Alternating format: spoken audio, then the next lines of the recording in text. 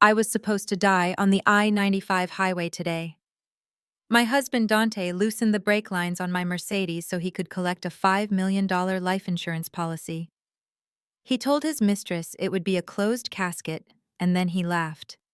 He did not know two things. First, I have a dashcam that records audio inside the garage. And second, the car he tampered with was not mine. It was the one I lent to his mother. Before I tell you how I turned his murder plot into his worst nightmare, let me know where you are watching from in the comments below. Hit like and subscribe if you have ever had to outsmart a family that tried to destroy you. My name is Tiana Ross, and at 34 years old, I am one of the most sought-after forensic accountants in Washington, D.C. My job is to find the truth buried in numbers, to track hidden assets for Fortune 500 companies, and to expose fraud that others miss. I am precise, I am logical, and I never let emotion cloud my judgment.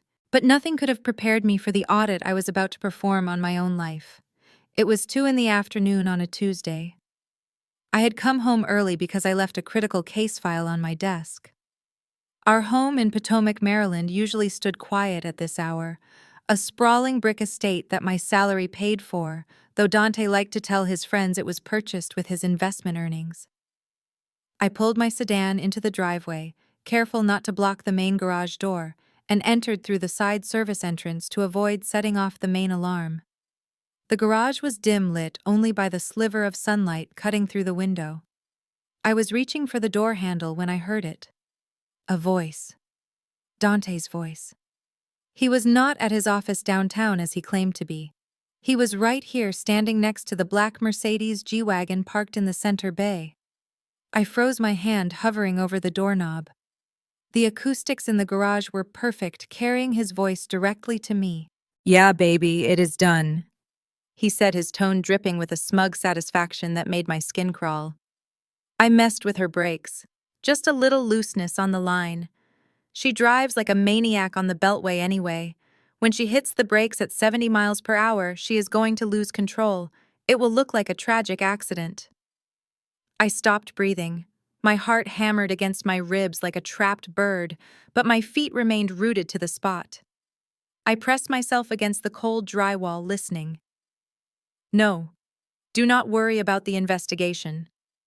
Dante continued laughing now. A wet, ugly sound. "The police will just see a stressed-out career woman who drove too fast. We will be rich by next month, 5 million clean. I will see you at her sister's funeral. Or maybe her funeral. Who cares? As long as she is gone." He laughed again, hanging up the phone. I heard the clatter of tools being thrown into a metal box, the sound of him whistling a cheerful tune as he walked out of the garage and into the house. He was planning to kill me. My husband of 6 years, the man who toasted to our future at our anniversary dinner last week, had just set a death trap for me, and was whistling about it. My first instinct was to scream, to run into the house and confront him, to tear his eyes out. But then the training kicked in. The part of my brain that spent 12 hours a day hunting white-collar criminals took over. Screaming was for victims. I was not a victim. I was an investigator, and I needed evidence. I waited until I heard his footsteps fade away into the upper level of the house. Then I moved. I did not go to the car. I did not touch anything. I pulled out my phone and opened the cloud app connected to the garage security system. I had installed a high-end dash cam and internal garage surveillance system 3 months ago, after a series of break-ins in the neighborhood. Dante had complained about the cost, calling it unnecessary paranoia. Now it was my lifeline. I scrolled back the footage. There it was. Crystal clear 4K video. Dante lying under the chassis of the G-Wagon with a wrench. The strain on his face as he worked. The moment he stood up, wiped grease on his jeans, and made the call. The microphone picked up every word of his confession. I hit save. Then I backed it up to 3 different secure servers. I stood there in the dark garage staring at the G-Wagon. It was a beautiful machine, a symbol of the success I had built from nothing. Dante loved to drive it to his golf games, pretending he was the big shot who paid the lease. But today he had turned it into a weapon. And then the realization hit me, a cold hard fact that turned my fear into a dark twisted amusement. Darius had tampered with the G-Wagon, but the G-Wagon was not my car today. My mother-in-law Joyce had called me at 6 a.m. this morning. She was a woman who believed the world owed her a living because she had birthed a son. She had a tea party with her church group in Silver Spring, and her Lexus was in the shop. She had demanded not asked to borrow the G-Wagon because she wanted to show up in style. She wanted to make the other deacons' wives jealous. I had agreed just to shut her up. I had left the keys on the counter and taken the sedan to work. Dante had slept in until 10. He did not know his mother had come by and swapped the cars while he was snoring. He assumed the black SUV in the garage was mine. He thought he was sabotaging his wife. Instead, he had just tried to murder his own mother. I looked at the G-Wagon. If I did nothing, Joyce would get in that car, drive onto the highway, and potentially die. As much as I despised the woman, as much as she had belittled me for years, calling me classless and money-hungry, I was not a killer. But I was not going to save her by warning her either. If I told her, she would run to Dante. She would warn him. She would help him cover it up, because in her eyes her son could do no wrong. No. I needed to be smarter. I needed to control the narrative. I pulled out my phone again and dialed a number I knew by heart, the private towing company I used for the firm's fleet.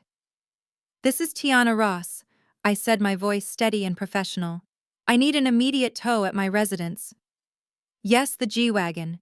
It is having a sensor malfunction. It is dangerous to drive. Do not start the engine. Put it on a flatbed." "And where would you like us to take it, Ms. Ross?" the dispatcher asked. "The dealership." I paused. I looked at the car, then at the door leading to the house where my husband was likely pouring himself a drink to celebrate my impending death. "No," I said. "Take it to this address in Silver Spring." I gave them Joyce's address. "Drop it right in her driveway. Block her in if you have to. And tell her the car's computer system locked up and I sent it back to her for safekeeping until I could get a mechanic out there." "But ma'am," the dispatcher said, confused. "Why send a broken car to another residential address? Just do it," I ordered. "Put it on her front lawn. Make sure all the neighbors see it." I hung up. I did not go into the house to get my file. I walked back out the side door, got into my sedan, and backed out of the driveway silently. As I drove away, I watched the house in my rearview mirror. It looked peaceful. It looked perfect. But inside there was a man waiting for a phone call that would tell him his wife was dead.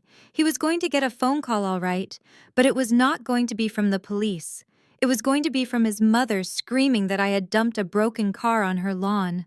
And when Dante realized which car was broken and who had been scheduled to drive it, the panic would set in. I merged onto the highway, the same highway he intended for me to die on. I turned on the radio and let the music wash over me. The game had officially begun. He wanted a funeral. I would give him one, but I was going to make sure he was the only one burying his life. I checked my watch. The tow truck would be there in 20 minutes. Dante's nightmare was just beginning. The tow truck driver dropped my black Mercedes G-Wagon right in the center of my mother-in-law's manicured zoysia grass. It landed with a heavy mechanical thud that seemed to shake the foundation of the modest split-level house in Silver Spring. I pulled up in my sedan just in time to see Joyce marching out of her front door, wearing her Sunday best, and a look of absolute horror. She was clutching her pearls as if the sight of a luxury SUV on her lawn was a personal assault on her dignity. The neighbors, a collection of retired government workers and nosy housewives, were already peeking through their blinds. To Joyce, this was a fate worse than death. To me, it was the opening move of a chess game I had already won. I stepped out of my car, smoothing my blazer. I walked toward her with a practiced expression of concern. Joyce did not wait for me to speak. She pointed a trembling finger at the vehicle, her face flushing a deep, angry purple. "Tiana, what is the meaning of this? You have ruined my lawn. The Hendersons are watching. Do you know how embarrassing this is? I told the church ladies I would be arriving in a G-Wagon, not hosting a junkyard." I stood calmly in front of her hysteria. The car is having sensor issues, Joyce. I lied smoothly. The brakes felt spongy. I did not want you to drive an unsafe vehicle. I had it towed here so you would be safe. I thought you would appreciate me looking out for you.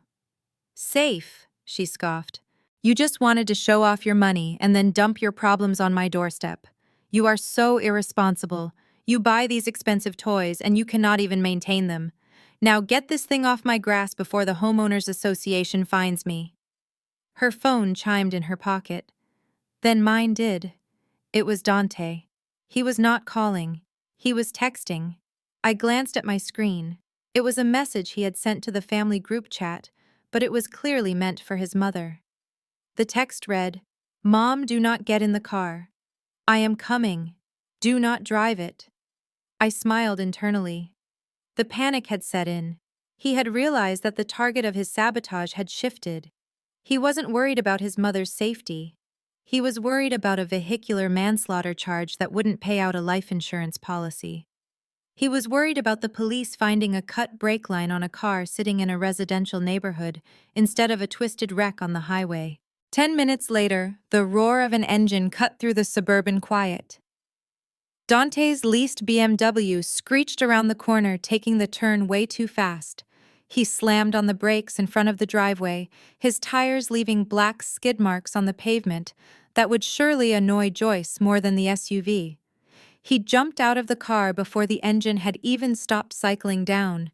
He looked like a man who had seen a ghost. His shirt was untucked, his forehead slick with sweat, and his eyes were wild. He did not look at me. He did not look at his mother. He ran straight to the G-Wagon. He dropped to his knees in the grass, ruining his suit trousers, and peered frantically into the wheel well of the front tire. He was checking his work.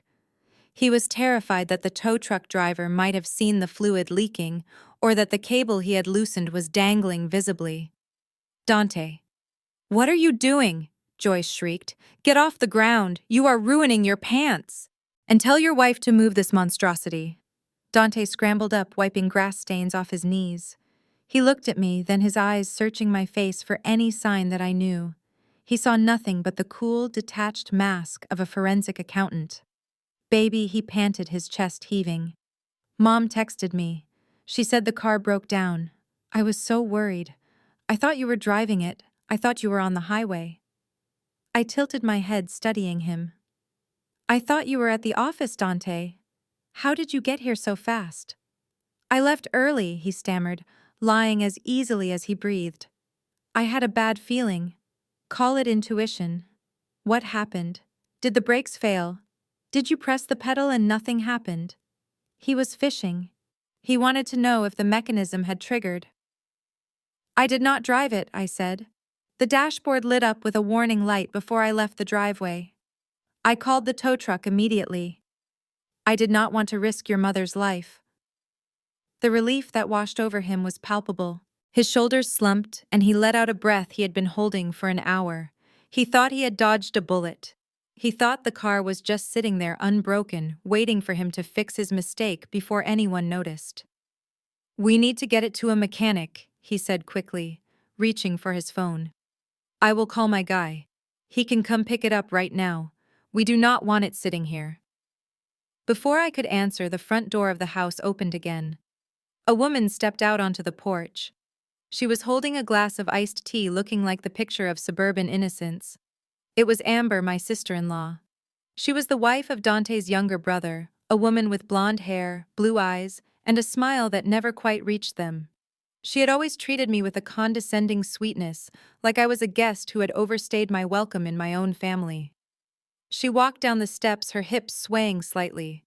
She was wearing a white sundress that looked pristine against the chaos of the lawn. She walked right past me and handed the iced tea to Dante, her fingers lingering on his hand for a fraction of a second too long. "Here you go, Dante," she said, her voice soft and syrupy. "You look like you're about to have a heart attack." She turned to me, her expression shifting into a mask of faux concern. "Tiana, honestly? Joyce called me in a panic. She said you dumped a broken car on her lawn.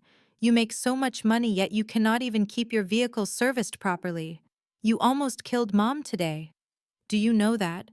If she had gotten in that car and the brakes had failed, it would have been on you. I froze. The words echoed in my mind. The brakes. I had told Joyce it was a sensor issue. I had told the tow truck driver it was a computer lockup. I had never mentioned the brakes to anyone except Dante, and that was only seconds ago. Amber had been inside the house. She couldn't have heard our conversation. How did she know it was the brakes? I looked at her. Really looked at her. I saw the way she stood next to Dante, their bodies angled toward each other like magnets. I saw the smug satisfaction in her eyes, the way she looked at me, not as a family member, but as an obstacle. And then I remembered the voice in the garage, the voice on the phone while Dante was under my car. See you at your sister's funeral. It wasn't a random mistress. It wasn't a stranger. It was Amber. The realization hit me with the force of a physical blow, but I did not flinch. My mind raced, connecting the dots I had missed for years. The way they always sat together at family dinners. The way Amber always knew about Dante's financial struggles before I did. The way she was the beneficiary of the trust fund I had found earlier that day. They weren't just having an affair. They were partners in crime. They were plotting my murder right in front of my mother-in-law's house, sipping iced tea and judging my car maintenance. I looked at Dante. He was drinking the tea, watching Amber with a look that was a mixture of lust and fear. He looked back at me, and for a second his eyes flickered to Amber and back. A silent communication. A check-in. Is she buying it? Are we safe? I smiled. It was the coldest smile I had ever worn. You are right, Amber, I said, my voice steady. It was very careless of me. I should be more careful with my assets. You never know when something might snap. I pulled my keys out of my purse. Dante, why don't you handle the car? I said. I have to get back to the office. I have a very big case I am working on. It involves a lot of hidden assets and insurance fraud. I need to make sure I catch the bad guys before they get away. Dante paled. Amber's smile faltered for just a second. I walked back to my sedan, feeling their eyes on my back. They thought they were the hunters. They thought I was the clueless wife who had just gotten lucky with a tow truck. They had no idea that I had just identified the accomplices, the motive, and the method. I got into my car and locked the doors.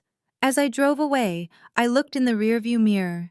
Dante and Amber were standing over the G-Wagon heads, close together, whispering frantically. Joyce was yelling at the neighbors to stop staring. They were a team, a deadly, incompetent, greedy team.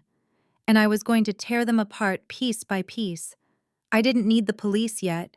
I needed to let them think they were safe. I needed to let them make the next move. Because now I knew exactly who I was fighting, and I knew exactly how to hurt them. The funeral they wanted was coming, but it wasn't going to be mine. I drove straight to my office in downtown Washington, D.C., my hands gripping the steering wheel so tightly my knuckles turned white. The city was bustling with lobbyists and tourists, everyone moving with a purpose, oblivious to the fact that I was a woman who had just survived an assassination attempt by her own husband. I needed to be in my element.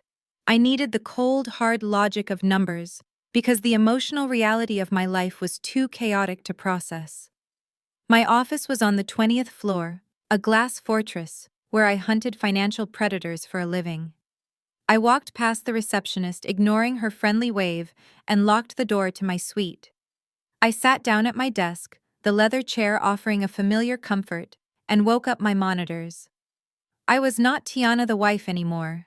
I was Tiana the investigator, and my target was Dante Ross. I started by running a comprehensive asset search on myself. It sounds paranoid, but in my line of work we learn that identity theft often starts at home. I typed in my social security number and waited as the proprietary software scanned national databases, banking institutions, and insurance registries. The screen populated with the usual suspects: my mortgage, my retirement accounts, the car lease. But then a red flag appeared in the insurance sector. A new line item active as of 3 months ago. It was a term life insurance policy issued by a subsidiary of a major conglomerate. The coverage amount was staggering: $5 million. I clicked on the details, my breath catching in my throat. The policy had been opened, electronically signed with a digital signature that matched mine perfectly. But I had never seen this document in my life. I looked at the medical waiver section. It claimed I had undergone a physical exam in April. In April, I was in London auditing a tech firm. The entire policy was a fabrication, a meticulous forgery designed to pay out a fortune the moment my heart stopped beating. I scrolled down to the beneficiary line. I expected to see Dante's name. He was arrogant, but surely he was not stupid enough to list himself directly on a fraudulent policy he intended to cash in after a suspicious accident. The field did not list a person, it listed a trust. The Future Legacy Trust. It sounded noble, the kind of name you give a college fund or a charity. I copied the tax identification number of the trust and ran it through the corporate registry database. The system churned for a few seconds before spitting out the articles of incorporation. The trust was registered in Delaware, a haven for corporate anonymity, but the trustee had to provide a physical address for legal correspondence. I looked at the address. It was a P.O. box in Silver Spring. I cross-referenced the box rental agreement. The name on the account was not Dante. It was Amber. I stared at her name on the screen, a wave of nausea rolling through me. Amber. My sister-in-law. The woman who had handed Dante iced tea on the lawn an hour ago. The woman who had smiled at me at Thanksgiving and asked for my mac and cheese recipe. She was the trustee. She was the one who would collect the $5 million when I died. It was not just Dante acting alone. It was a conspiracy. They had built a financial vehicle solely for the purpose of profiting from my murder.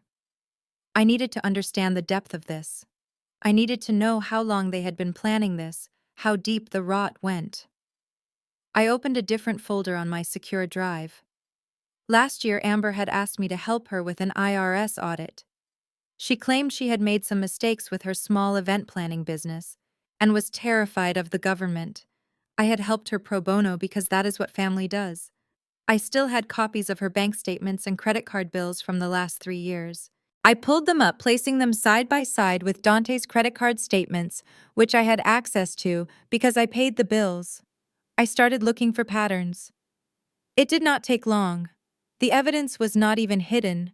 It was just ignored because I had trusted them. 2 years ago, Dante told me he was going to a business conference in Miami. I looked at his statement. Flight to Miami. Hotel at the Fontainebleau. Then I looked at Amber's statement. Flight to Miami, same dates. Charges at the Fontainebleau Spa. Charges at a Miami steakhouse for 2. I kept scrolling. A weekend in New York. A trip to the vineyards in Virginia. They matched perfectly. Every time Dante was away on business, Amber was suspiciously absent from family group chats.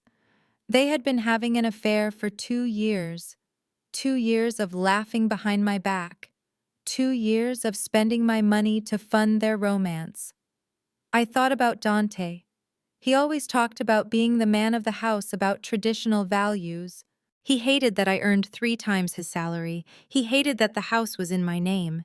He would make snide comments at parties about how I was married to my job, how I was cold and unfeeling. It was projection. He felt small next to me, so he found someone who made him feel big. Amber. She was needy, she was chaotic, and she looked up to him. Or at least she pretended to. She played the damsel and he played the hero, and together they had decided that the only thing standing between them and a fairy tale ending was me. I looked at the insurance policy again. $5 million.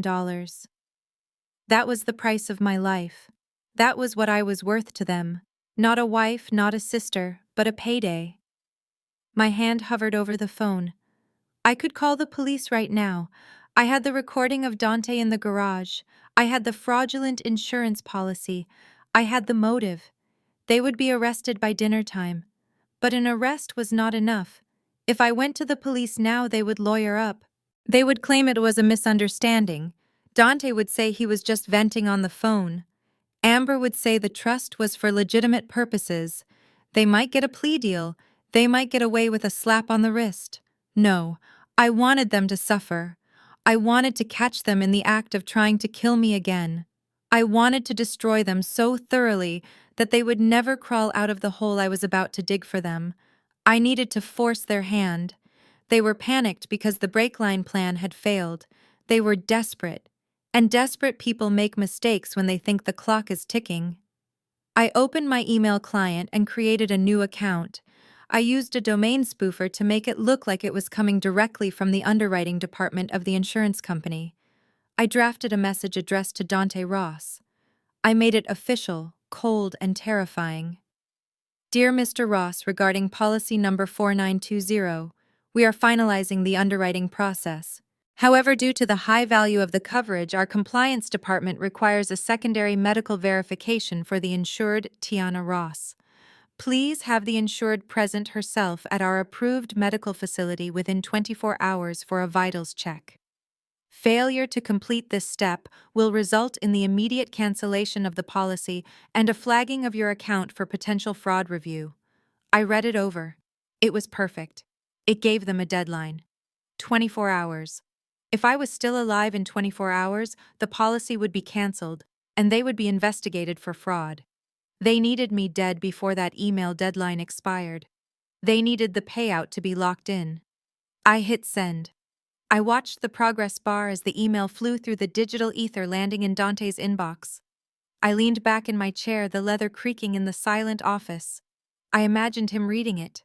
I imagined the color draining from his face. He would call Amber. They would scream. They would cry. And then they would decide that they had to act tonight. They would have to try again. I was counting on it. I checked my watch. It was 4 in the afternoon. The sun was starting to set over the city, casting long shadows across my office. I was not going home to a husband. I was going home to a war zone. I packed up my laptop and the hard drive containing the evidence. I stood up and smoothed my skirt. I felt a strange sense of calm. The heartbreak was gone, burned away by the white-hot clarity of survival. They wanted a tragedy. I was going to give them a thriller.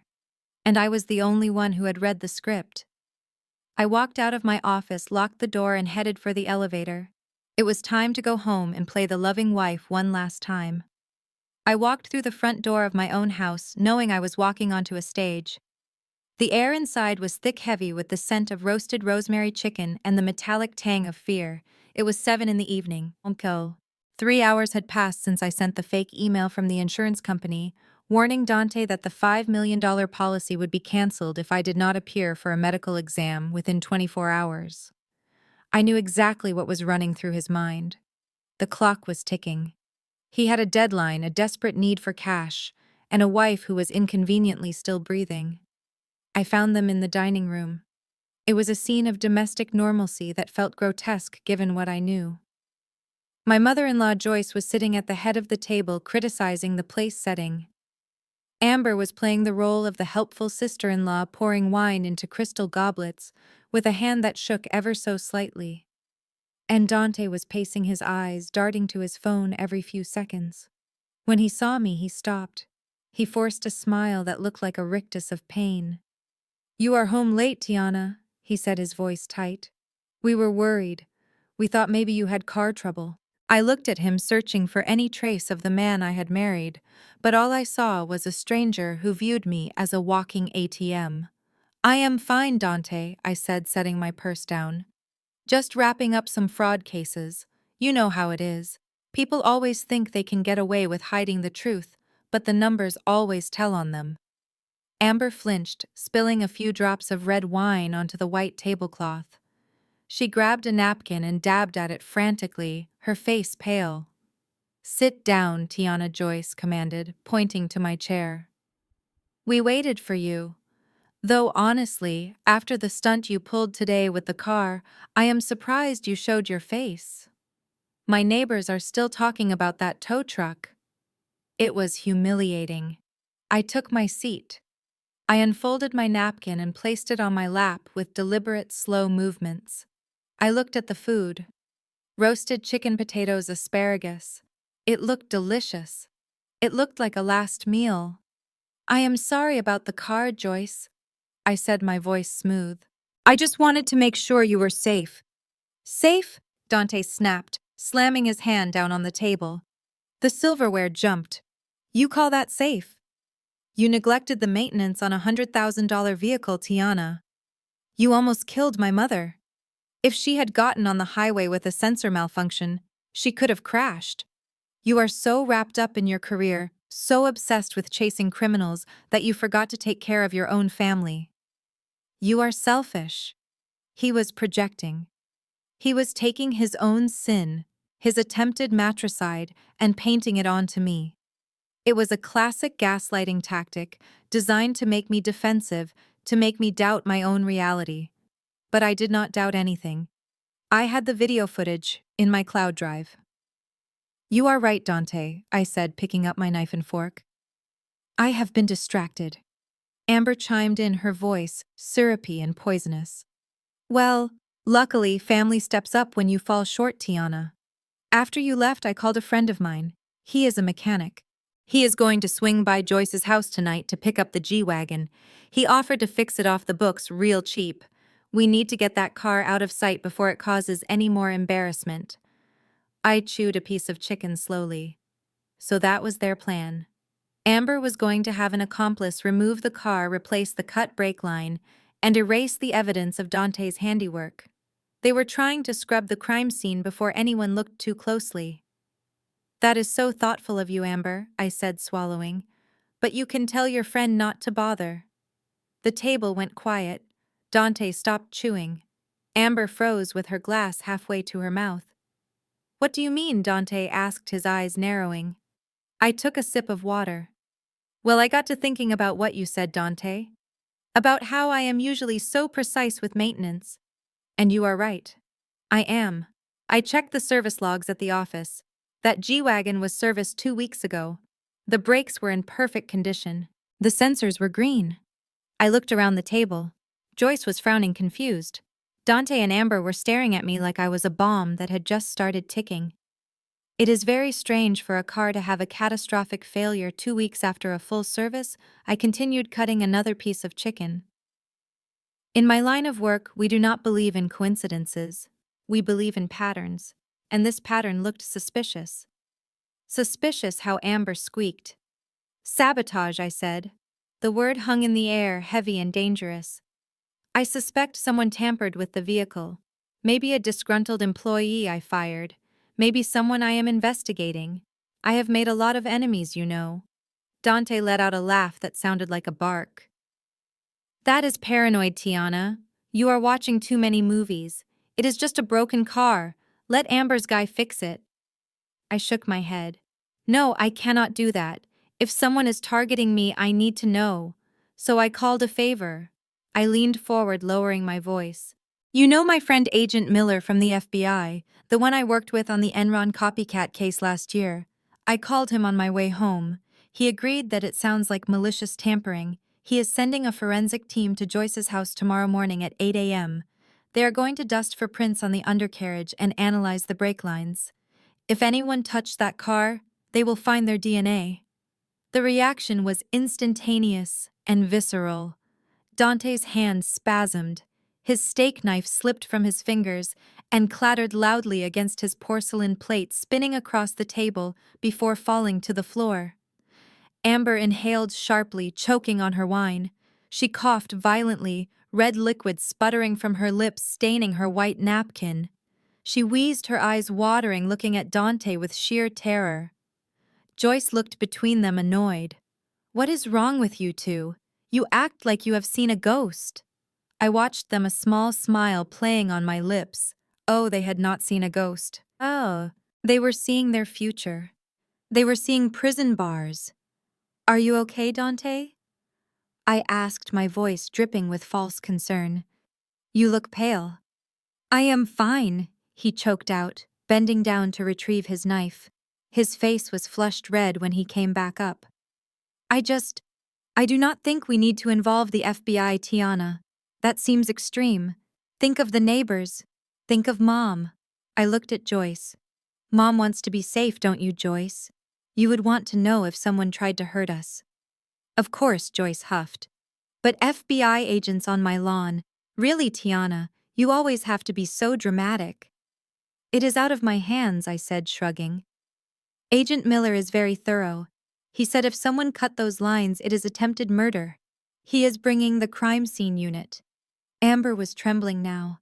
She pushed her chair back. I need to use the restroom. I don't feel well. She practically ran from the room. I heard the bathroom door lock down the hall. She was probably texting her mechanic to cancel. Or maybe she was vomiting. Either way, the message was received. Dante stared at me. For the first time, I saw the calculation in his eyes. He realized that the car was a dead end. The evidence was still on it, and the FBI was coming in the morning. He had 12 hours before the sun came up, and the agents arrived.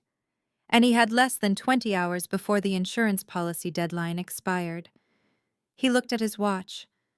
Then he looked at the hallway where Amber had disappeared. He was cornered. He was desperate.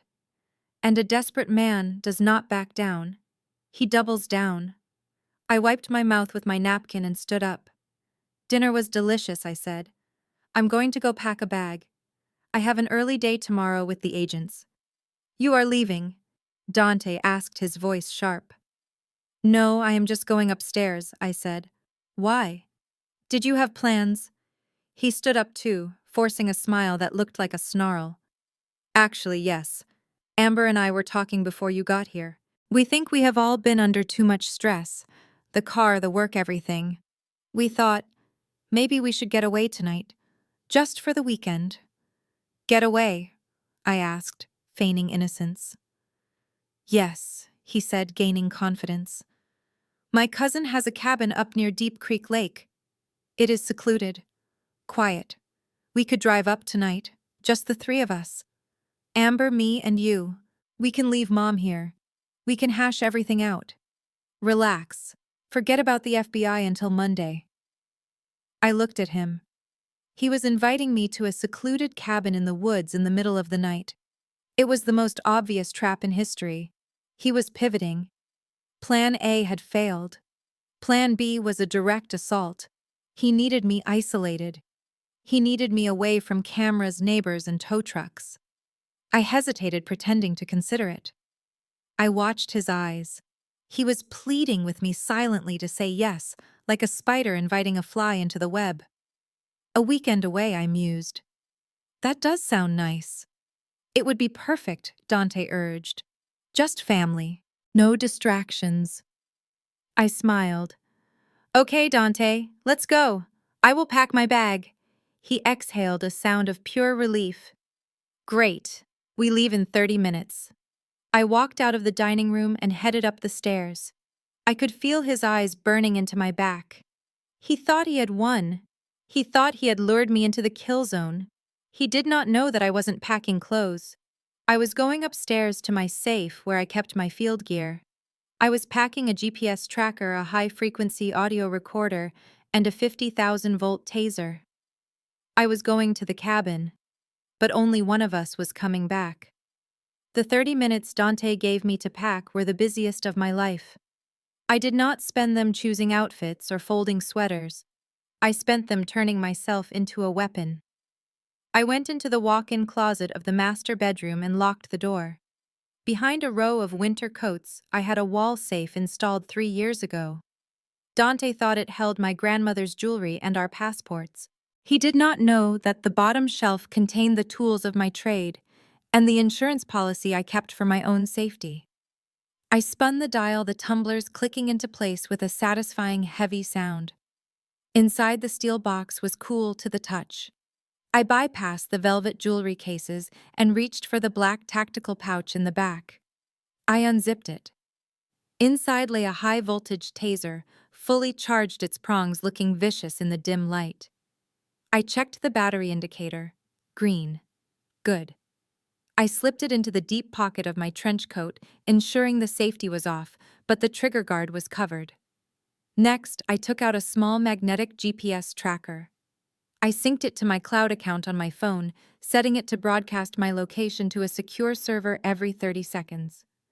If I went offline, an automated email would be sent to the contact I had at the FBI, containing my last known coordinates and the video file from the garage. Finally, I grabbed a digital voice recorder the size of a pack of gum and taped it to the inside of my blouse, right over my heart. It would capture every lie, every threat, and every confession. I threw a few random clothes into a duffel bag to make it look convincing. As I zipped the bag shut, I caught my reflection in the full-length mirror. I was wearing a wool coat, dark jeans, and sturdy boots. I did not look like a wife going on a romantic getaway. I looked like someone prepared for a funeral. I just had to make sure it wasn't mine. When I walked downstairs, Dante and Amber were waiting by the front door. They had changed clothes too. Dante was wearing a heavy parka and work boots that looked brand new, as if he had bought them specifically for digging a hole. Amber was wearing a tracksuit and sneakers, her hair pulled back in a tight ponytail. They looked like they were ready to work, not relax. "Ready?" Dante asked, his voice too loud in the quiet hallway. He reached for my bag. "Here, let me take that for you." I held onto the strap. "I have got it," I said. "It is light." We walked out to Dante's BMW SUV. It was a lease he could barely afford, a symbol of the status he desperately craved but refused to earn. He popped the trunk, and I saw a shovel and a bag of lime tucked into the corner, hastily covered by a blanket. My heart did not race. It slowed down. It was the calm of confirmation. They were not just planning an accident anymore. They were planning a disposal. I climbed into the back seat. Amber sat in the front passenger seat, claiming her place next to my husband. It was a power move, a subtle way of showing me she was the priority. I did not fight it. The back seat gave me the best vantage point. I could see both of their faces in the rearview mirror. I could see Dante's eyes darting back and forth, checking the road, checking me. I could see the tension in Amber's shoulders. Dante started the engine and we pulled out of the driveway. The neighborhood was dark, the streetlights casting long, distorted shadows across the road. We hit the highway, heading west toward the mountains. The city lights faded behind us, replaced by the encroaching darkness of the Maryland countryside. For the first 20 minutes, no one spoke. The silence was thick, suffocating. Then Amber turned on the radio. Low bass thumped through the speakers, a stark contrast to the grim reality of our journey. She turned to Dante and started speaking. She used a dialect I hadn't heard since I left the neighborhood I grew up in, a specific cadence and slang that she must have picked up from Dante. She was a white girl from the suburbs trying to sound like she belonged in a world she only knew from rap videos. But Dante slipped into it easily. They thought because I spent my days in corporate boardrooms and wore tailored suits that I had forgotten the language of the streets. They thought I was too bougie, too assimilated to understand what they were really saying. "Yo, D, you sure the spot is clear?" Amber asked, looking out the window. "We don't need no unexpected company crashing the party." Dante nodded, his eyes fixed on the road. "Yeah, it is chill. My cousin hasn't been up there in months. It is deep in the cut. No cell towers, no cameras, just us and the trees. We can handle the business and be back before the feds even wake up." Handle the business. That was not code for a family meeting. Amber laughed, a nervous, high-pitched sound. "Good, because I am trying to cash out, you feel me? I am tired of waiting. We gotta drop this weight so we can fly." "Drop the weight." I was the weight. I was the anchor holding them back from the $5 million. Dante glanced at me in the mirror. His eyes were cold, devoid of any recognition. He did not see his wife. He saw a liability. "Do not worry, baby," he said to her, ignoring my presence entirely. "We gonna clean house tonight, scrub everything down. By tomorrow, it will be a whole new world." I sat silently in the dark, my hand resting in my pocket, my fingers brushing the cold plastic of the taser. They were discussing my murder right in front of me, assuming my education had made me deaf to their intent. They thought I was soft. They thought money and success had made me weak. They did not know that I had clawed my way out of poverty long before I met Dante. They did not know that the instinct to survive was the only thing I had never compromised. We drove for 2 hours. The highway turned into a 2-lane road, which turned into a gravel track winding up into the dense forest surrounding Deep Creek Lake. The trees pressed in on both sides of the car, forming a tunnel of black branches that blocked out the moon. There were no other cars, no streetlights, just the high beams of the BMW cutting through the mist. The car began to slow down. The engine sputtered, a noise that sounded remarkably staged. Dante pumped the gas pedal, making a show of frustration. "What is wrong with this thing?" he grunted, hitting the steering wheel. "Come on, do not die on me now." The car jerked once, twice, and then rolled to a stop in the middle of a clearing. The headlights cut out, plunging us into total darkness. The only sound was the ticking of the cooling engine and the wind howling through the trees. Amber turned around in her seat, her face a pale oval in the gloom. "Oh no, Dante. Are we stuck?" Dante sighed heavily. "I think the alternator died. Or maybe we stuck in some mud. I cannot get it to turn over." He unbuckled his seatbelt and turned to look at me. His face was shadowed, but I could hear the adrenaline in his voice. He was ready. This was the moment. "Tiana, I need your help," he said. "I need to push it out of this rut so I can try to jump it. Amber cannot steer and push. You gotta get out and help me push from the back." It was the oldest trick in the book. Get the victim out of the car. Get them behind the vehicle where no one can see. Or maybe push them off the embankment that I knew was just a few yards away, leading down into the freezing water of the lake. I hesitated, letting the fear they expected to see creep into my voice. "Dante, it is pitch black out there. Can't we just call Tipway?" "No service," he said quickly. "Look at your phone. No bars. We are on our own." "Come on, T. Just give me a hand. We get it moving. We get to the cabin. We get warm." I gripped the taser. I knew exactly what was waiting for me outside that door. A shove, a rock, maybe the shovel from the trunk. But staying in the car was not an option either. It was a steel cage. I needed room to move. I needed to draw them out. "Okay," I said, my voice trembling just enough to be convincing. "Okay, I will help." I opened the door. The cold air hit me like a slap. I stepped out onto the gravel, my boots crunching loudly in the silence. I did not walk to the back of the car. I took 2 steps away from the vehicle, creating distance, and turned to face them. Dante got out of the driver's side. Amber got out of the passenger side. They met at the hood of the car, exchanging a look. Then they started walking toward me. They were not walking like people who needed help pushing a car. They were walking like hunters closing in on a trap. "You ready to push?" Tiana Dante asked, reaching into his pocket. I pulled my hand out of my coat. The taser hummed in my grip, a low electric sound that was lost in the wind. "I am ready, Dante," I whispered. "But we are not pushing the car." The wind howled through the trees, creating a cacophony that masked the sound of my boots crunching on the gravel. I stood 5 feet from the hood of the BMW, my breath clouding in the freezing air. Dante and Amber were moving toward me, their shadows stretching long and distorted in the darkness. They were not positioning themselves to push the car. They were spreading out, flanking me, cutting off my escape route to the road. Dante reached into his pocket, his hand closing around something heavy. It might have been a rock or a tool, but it did not matter. His intent was clear in the way he set his jaw, the way his eyes had gone dead and flat. He was not looking at his wife anymore.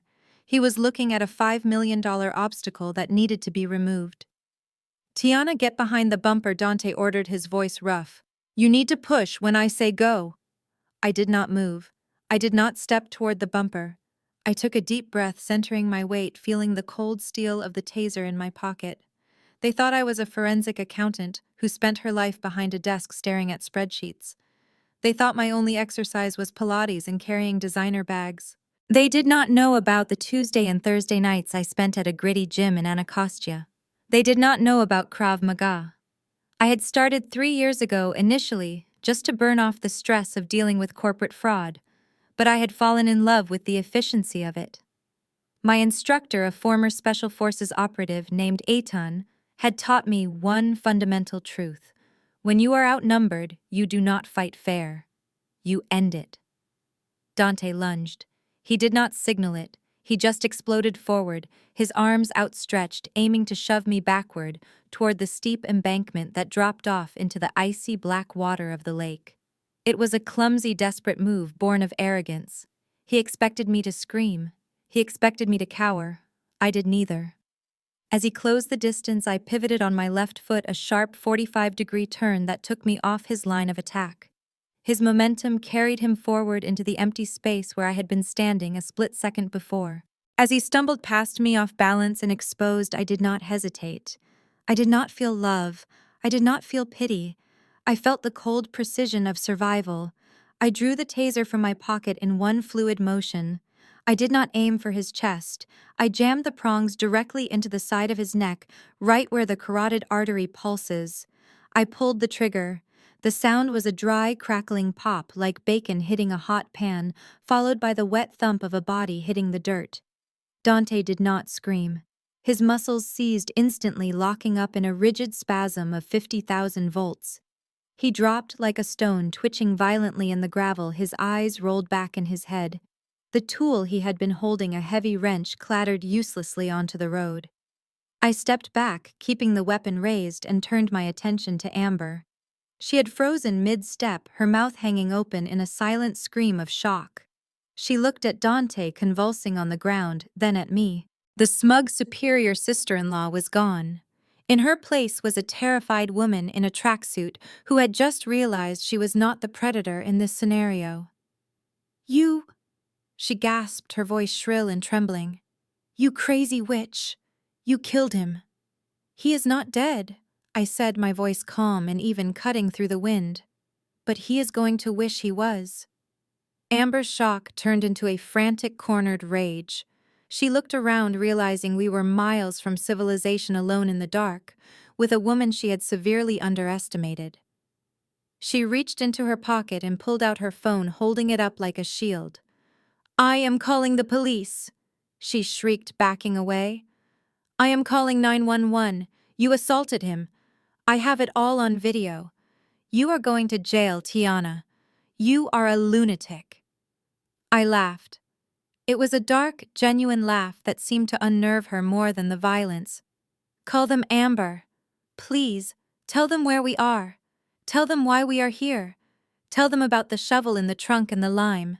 I am sure the state troopers would love to hear your version of events." She hesitated, her thumb hovering over the screen. She knew she couldn't call. Calling the police meant explaining the brake lines. It meant explaining the insurance policy. It meant exposing herself. I pulled out my own phone with my free hand. The screen glowed bright in the darkness.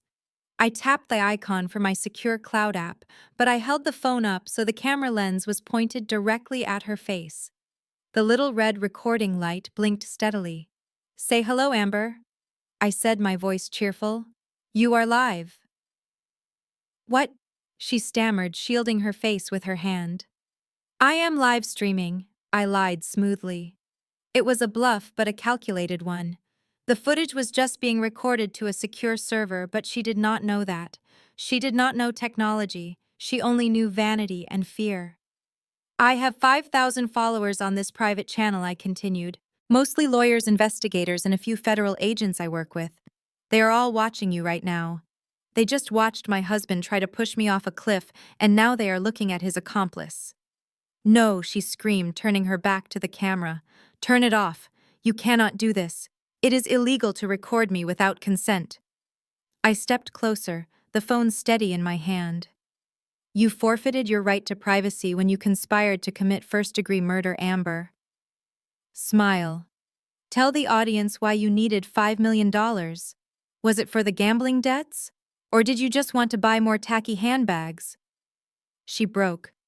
She collapsed onto the gravel next to Dante, covering her face with her hands, sobbing hysterically.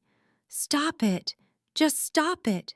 We were just trying to scare you. We weren't going to hurt you." I lowered the phone, but I kept the taser pointed at her. "Liar! You were going to kill me, and you were going to do it tonight." Dante groaned, the paralysis beginning to wear off.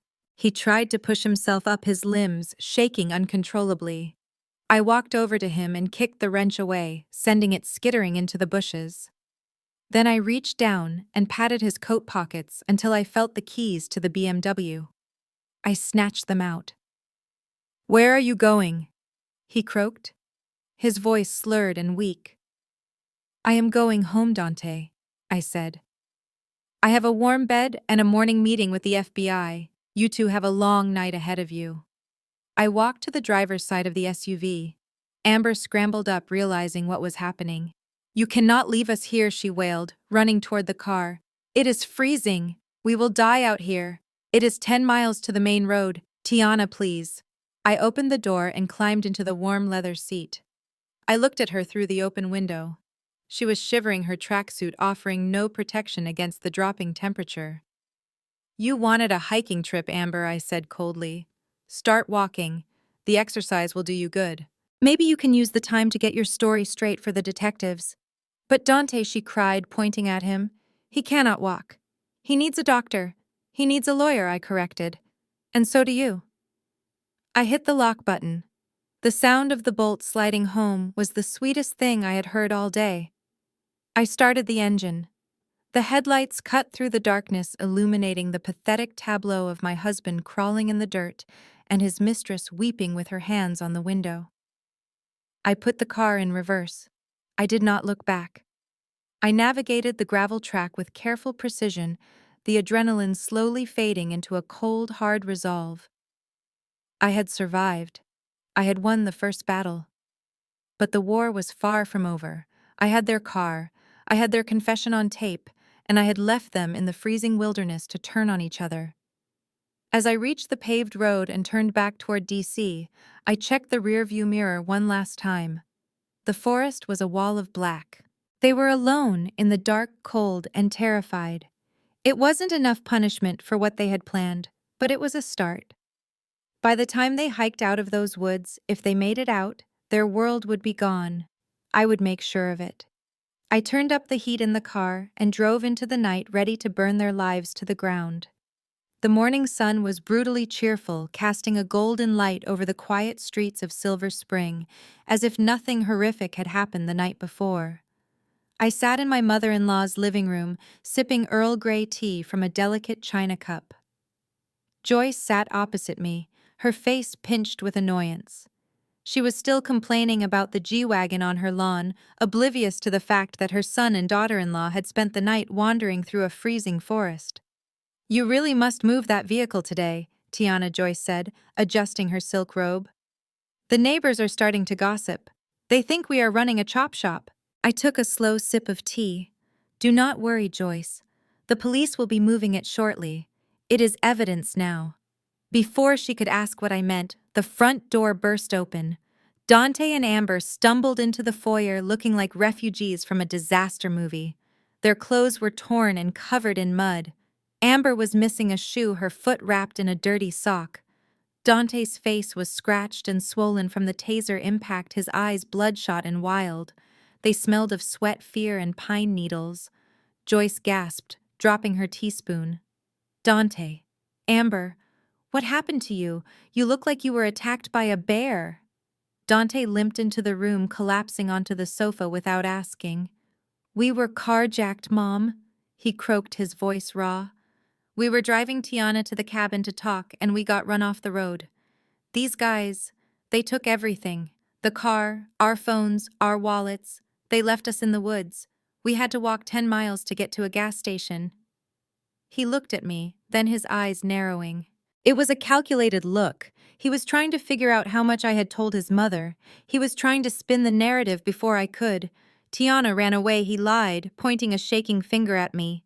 "When the car stopped, she panicked and ran into the woods. We tried to find her, but she was gone. We thought maybe she was hurt." Amber nodded frantically, her teeth chattering. "Yes, Joyce. It was terrifying. We were so worried about her. And then these men came." I set my teacup down with a soft clink. It was a beautiful performance, truly. If I did not know better, I might have even felt sorry for them. But I knew better. "That is a fascinating story, Dante," I said, my voice cool and amused.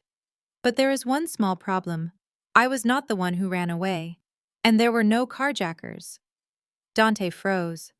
Amber stopped shivering. "What are you talking about?" Joyce demanded, looking between us. "Tiana, were you there?" Why are you sitting here drinking tea if your husband was attacked? Because he was not attacked, Joyce, I said. He was abandoned. By me. I pulled out my phone. I had already transferred the video file from the cloud to my local storage. I tapped the screen and held it up for Joyce to see. This is what really happened last night, I said. The video played. It was the recording from the clearing. The quality was grainy due to the low light, but the audio was crystal clear. It captured everything. Dante's voice ordering me to push the car, my refusal, the sound of the taser, and then the confession. Amber screaming that they needed the $5 million. Dante admitting they were going to kill me. The entire ugly truth played out on the small screen in high definition. Joyce watched in silence. Her eyes widened as she saw her son convulsing on the ground. She flinched when she heard Amber admit to the plot. She listened to them turn on each other, blaming one another for the failed murder attempt. When the video ended, the room was silent. Dante had his head in his hands. Amber was staring at the floor, defeated. I waited for the explosion. I waited for Joyce to scream at her son to ask how he could try to kill his wife. I waited for the horror of a mother realizing she had raised a monster. But that is not what happened. Joyce stood up slowly. She walked over to Dante and slapped him. Hard. The sound echoed through the room. "You idiot," she hissed. "Not you, murderer. Not you, monster. You idiot." She turned to look at the screen again, pointing at Amber's pixelated face. "You let her talk you into this." Joyce spat, her voice dripping with venom. "You let this white trash girl control you. I told you she was trouble. I told you she was just after our money, but you did not listen. You had to have the blonde trophy. And now look at you. You tried to kill the only person in this family who actually has a brain and a bank account, and you failed." I stared at her. The room seemed to tilt. She was not angry that he tried to kill me. She was angry that he had let Amber lead him and that he had botched the job. "You knew," I whispered. The realization hit me like a physical blow. "You knew about the affair." Joyce looked at me, her eyes cold and hard. "Of course I knew. Mothers know everything." I saw the way she looked at him at Christmas. I saw the way he paid for her car repairs. I knew he was sleeping with his brother's wife. "And you did nothing," I said, my voice rising. "You let him humiliate me. You let him spend my money on her." Joyce shrugged. "Men have needs, Tiana. You were always working. You were always so busy with your career. I thought if he had a little fun on the side, it would keep him happy. I did not think he was stupid enough to try to kill the goose that lays the golden eggs." She turned back to Dante, her disgust palpable. "You were supposed to be smart, Dante. You were supposed to be the head of this family. Instead, you are a puppet. You let this outsider drag you down. Why did you listen to her? Why did you let a white woman tell you how to handle your business?" It was a twisted reverse racism that I had never seen coming. Joyce did not care about morality. She cared about hierarchy. She cared about control. In her mind, Dante's sin was not murder. It was weakness. It was allowing himself to be manipulated by someone she considered beneath him. And Amber realized it too. She looked up at Joyce, her face twisting into a sneer. "Don't act like you are better than me, Joyce," Amber spat. "You were happy enough to take the gifts Dante bought you with Tiana's money. You knew where it came from. You just didn't care as long as you got your new Lexus and your church hats." "You shut your mouth!" Joyce screamed, raising her hand again. "Enough," I shouted, slamming my hand on the coffee table. They all jumped. I stood up, looking at the three of them. The murderous husband, the conniving mistress, and the complicit mother. They were a triumvirate of rot feeding off each other and off me. "I am done," I said, my voice shaking with rage. "I am done with all of you. You are right, Joyce. I was the goose with the golden eggs. But the goose is leaving, and she is taking the eggs with her." I picked up my purse. I looked at Dante, who was rubbing his cheek where his mother had slapped him. "The police are on their way, Dante," I said. "I called them 10 minutes ago. They have the video. They have the insurance policy. They have everything." Dante looked up, panic finally breaking through his exhaustion. Tiana, please. We can fix this. I can explain. There is nothing to explain, I said. You tried to kill me. Your mother knew you were cheating and did nothing. And your mistress is an accessory to attempted murder. There is no fixing this. There is only prison. I walked to the door. I could hear sirens in the distance getting louder. Oh, and Joyce, I said, turning back one last time.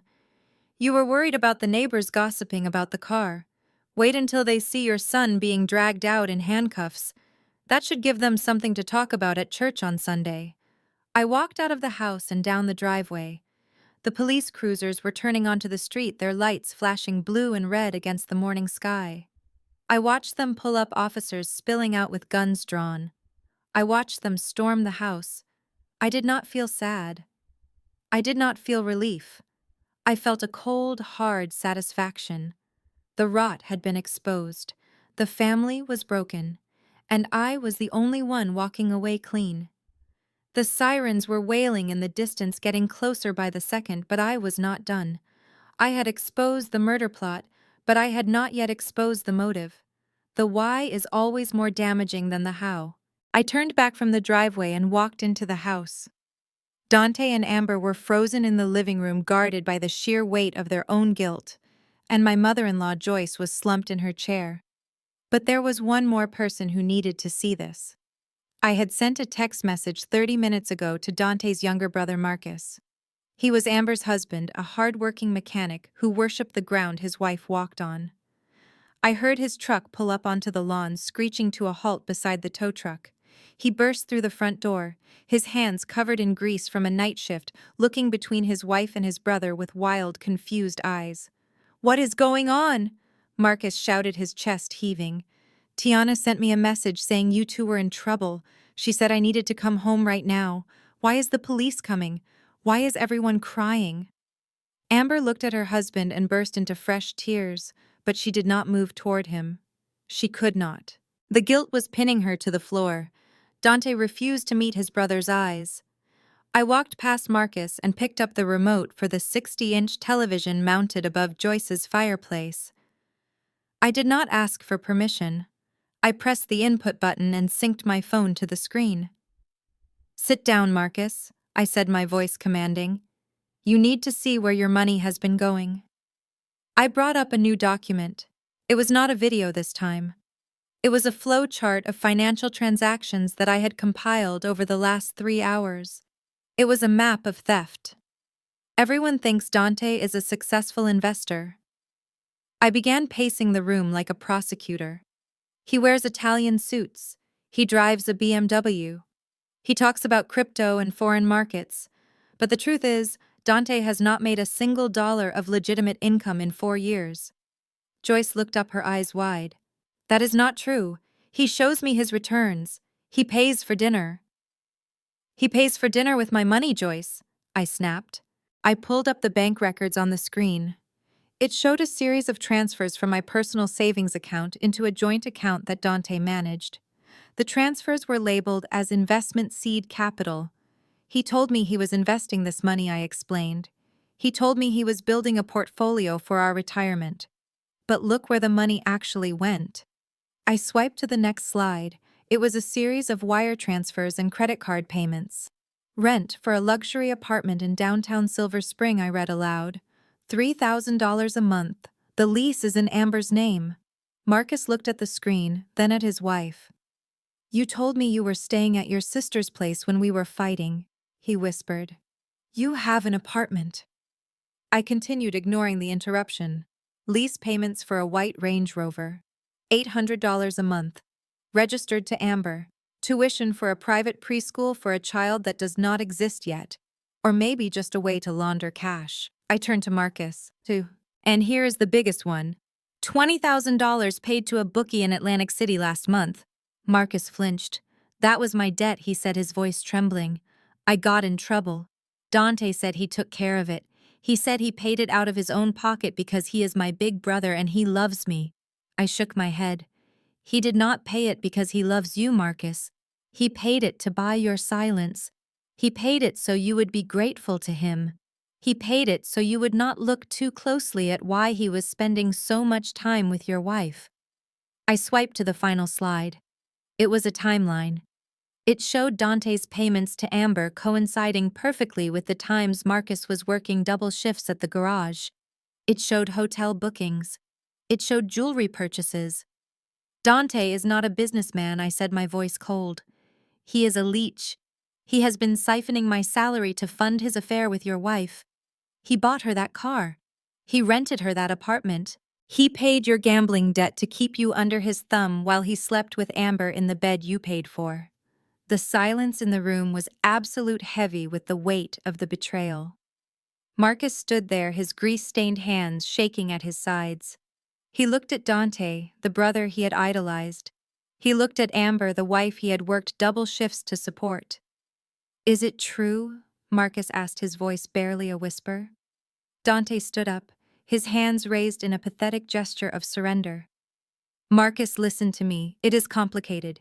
Tiana is twisting things. She is trying to divide us." Amber did not speak. She just sobbed into her hands. Marcus did not wait for an explanation. He let out a roar of pure primal rage. He lunged across the room, tackling Dante into the china cabinet. The glass shattered, sending shards flying across the room. Joyce screamed, covering her head. Marcus rained punches down on his brother, his mechanic's strength fueled by the heartbreak of a man who realized his entire life was a lie. Dante tried to fight back, but he was weak from the taser and soft from a life of luxury. Marcus pummeled him, screaming obscenities, demanding to know how long, demanding to know why. Amber crawled into the corner, screaming for them to stop, but she did not dare intervene. I watched them. I watched the family that had judged me, the family that had called me cheap and classless, tear itself apart in a violent explosion of glass and blood. I did not feel fear. I felt a sense of order being restored. The numbers had finally balanced. I let it go on for a minute, long enough for Dante's nose to break, long enough for the reality of his actions to be beaten into him. Then I heard the heavy boots of the police running up the front walk, the front door, which was still open, filled with uniformed officers. They rushed in, guns drawn, shouting commands. They pulled Marcus off Dante, pinning him to the ground. They grabbed Dante, who was bleeding and weeping, and cuffed him. "It is okay," I said to the officers, stepping forward. "I called you. That man on the floor, Dante Ross, and that woman in the corner, Amber Ross, conspired to murder me. I have the evidence on this phone." The sergeant looked at me, then at the chaos in the room. He nodded and signaled his men to take them into custody. As they dragged Dante past me, his face swollen and bloody, he looked at me with one good eye. "You ruined everything," he spat, blood bubbling on his lips. "You destroyed this family." "I destroyed nothing," I said calmly. "I just turned on the lights." Joyce was wailing now, sitting amidst the broken china. "My house," she cried. "My beautiful house. What have you done to my house?" I looked down at her. She was more concerned about her plates than her son's. "It is not your house, Joyce," I said. She looked up, confused. "What?" I walked over to the TV one last time. I pulled up a property deed. "When Dante told you he bought this house for you 5 years ago, he lied," I said. "He did not have the credit. He did not have the money. I bought this house. I put it in the name of a shell company, Ross Holdings LLC. I paid the mortgage every month. I paid the taxes. I paid for the landscaping you love so much." I leaned down so I was eye level with her. "You have spent 5 years telling me I was not good enough to be a Ross. You told me I did not have class. You told me I should be grateful your son married me. But the truth is, Joyce, you have been living in my house. You have been sleeping under a roof I provided. You have been eating food I paid for." Joyce's mouth opened and closed like a fish out of water. The realization washed over her. Her security, her status, her home, it all belonged to the woman she had despised. And now I continued, my voice hard as stone. "I am evicting you." I pulled a folded paper from my purse. It was not an eviction notice, but it was close enough. I am listing the property for sale tomorrow, I said. You have 48 hours to vacate the premises. If you are not gone, I will have the sheriff remove you for trespassing. But where will I go? She whispered, her arrogance finally stripped away. I do not know, I said, straightening up and smoothing my blazer. Maybe you can stay with Amber. Oh, wait, she is going to prison. I walked toward the door, stepping over the broken glass and the ruin of their lives. The police were leading Dante and Amber out to the squad cars. The neighbors were all on their lawns watching the spectacle. I stopped at the threshold and looked back at Marcus, who was sitting on the floor, dazed but uncuffed as the police realized he was not the target. I am sorry, Marcus, I said. You are the only one who worked for a living. You deserve better. I walked out into the morning air. The sirens had stopped. The birds were singing. I got into my sedan, the only thing I had left that felt truly mine, and I drove away. I left them with the wreckage. I left them with the truth. And for the first time in 6 years, I felt light. I checked my brakes at the stop sign. They held firm. I smiled and turned onto the main road, ready to drive into a future that I owned completely. The room was a wreck of shattered glass and shattered lives, but I was not finished. The police officers were securing the perimeter, their radios crackling with static, but they paused. Even they seemed captivated by the unraveling of this domestic tragedy. Dante was wiping blood from his nose, looking at me with a mixture of hatred and confusion. He still believed in some twisted corner of his mind that he and Amber were star-crossed lovers who had simply made a mistake. He thought the murder plot was a desperate act of passion. It was time to kill that fantasy too. I pointed the remote at the television screen one last time. The spreadsheet of Dante's theft vanished, replaced by a mugshot. It was a photo of a woman who looked exactly like Amber, but younger, with darker hair and a harder expression. The name under the booking number was not Amber Ross. It was Sarah Jenkins. "Who is that?" Dante whispered, squinting at the screen through his swollen eye. "That is your soulmate, Dante," I said, my voice cutting through the tension. "Her real name is Sarah. And she is not a sweet girl from a difficult family in Ohio like she told you. She is a professional con artist from Florida with 3 outstanding warrants for identity theft and marriage fraud." Amber, or Sarah, went rigid. The tears stopped instantly. Her face went blank, the mask of the victim falling away to reveal something cold and predatory. She knew the game was up. I walked over to the TV standing next to her mugshot. "She targeted you, Dante," I explained, looking him dead in the eye. "You remember where you met? The upscale bar at the Ritz-Carlton? You were wearing your fake Rolex and bragging about your investment firm. She saw the suit. She saw the car keys on the bar. She thought she had found a whale. She thought you were a rich, successful black man she could bleed dry." I looked at Amber. She was staring at the wall, her jaw clenched. "But then she dug a little deeper, didn't she, Sarah?" I continued. "About 3 months into your affair, she stole your wallet. She ran your credit. And she realized the terrible truth. You are broke. You are a fraud, just like her. You have no assets, no liquidity, and a mountain of debt." Dante looked at Amber. "Is that true?" he asked, his voice breaking. "You went through my wallet." I laughed. It was a dry, humorless sound. "That is the least of it, Dante. When she realized you were worthless, she was going to dump you. I found the draft of the breakup text in her cloud backup. She called you a poser. But then she found out about me." I gestured to myself. "She found out you had a wife who was a forensic accountant. A wife with a 7-figure net worth. A wife with life insurance. And suddenly you were not useless anymore. You were a tool. You were the key to the vault." I stepped closer to Dante, forcing him to look at the reality of his betrayal. "She did not stay with you because she loved you, Dante. She stayed with you because she needed someone stupid enough to do her dirty work. She gaslit you. She played on your insecurities. She told you I was controlling, that I looked down on you, that you deserved to be the man of the house. She fed your ego so you would be willing to kill for her. She was never going to run away with you."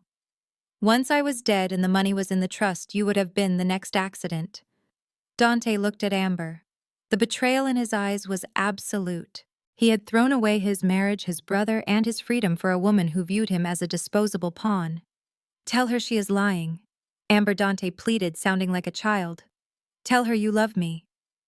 Amber finally turned to look at him, but the look on her face made him recoil. It was a look of pure, unadulterated disgust. Oh, grow up, Dante, she snapped. Her voice had changed. The soft feminine lilt was gone, replaced by a harsh, grating tone. Of course she is right. Look at you. You are pathetic. You really thought a woman like me would want a loser who lives off his wife's allowance. You could not even loosen a brake line correctly. You are useless. The room gasped. Even the police officers looked shocked by the sudden venom. You people are all the same. Amber continued, turning her rage on the entire room. She looked at Joyce, at Marcus, at Dante. You walk around with your chips on your shoulders, desperate to prove you are important. Desperate for validation. It was so easy to manipulate you.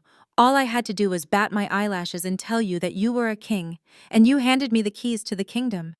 You were practically begging to be scammed. She laughed, a cruel sound that echoed off the walls. I should have known better than to work with amateurs, she sneered. I had a perfect plan. Tiana dies, the money hits the trust, and I disappear to Mexico while you idiots go to jail. But you messed it up. You are so stupid and easily led.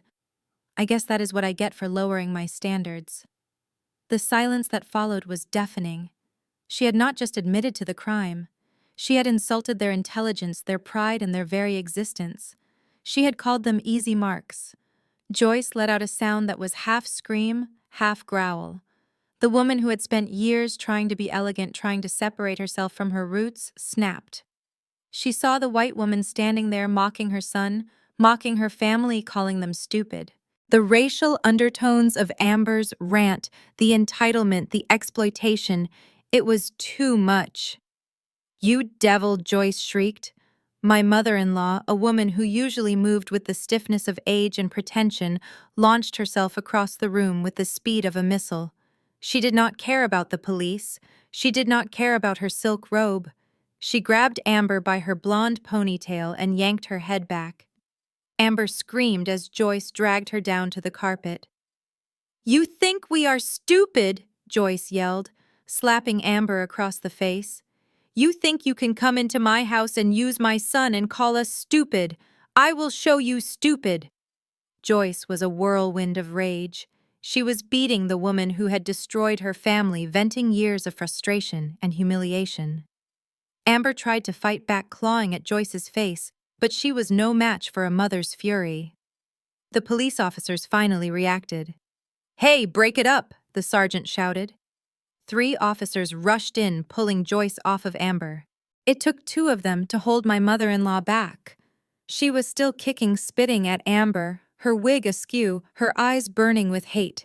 Get her out of here, Joyce screamed. Get that trash out of my house. The officers hauled Amber up. She was bleeding from her lip, her tracksuit torn. She looked at me with pure hatred, but she did not say anything else. The handcuffs clicked around her wrists with a finality that silenced her. Another pair of officers grabbed Dante. He did not fight. He hung his head, sobbing quietly. He looked at me as they dragged him past. He looked at the wife he had tried to kill, the woman who had just saved him from being murdered by his own mistress. I am sorry, Tiana, he whispered. I did not answer. I just watched. They dragged them out the front door, the flashing lights of the police cars illuminating their shame. The neighbors were watching phones out, recording every second. The fall of the Ross family was being live-streamed to the world. I stood in the center of the living room, surrounded by the wreckage. Marcus was sitting on the floor, his head in his hands. Joyce was leaning against the wall, breathing heavily, her rage turning into a hollow grief. I walked over to the TV and turned it off. The screen went black, erasing Sarah Jenkins' face. It is over, I said quietly. I looked at Joyce. She looked old. She looked broken. She had lost everything in the span of an hour. Her pride, her son, her home. You should start packing, Joyce. I said, my voice devoid of sympathy. The realtor is coming at noon. I did not wait for her response.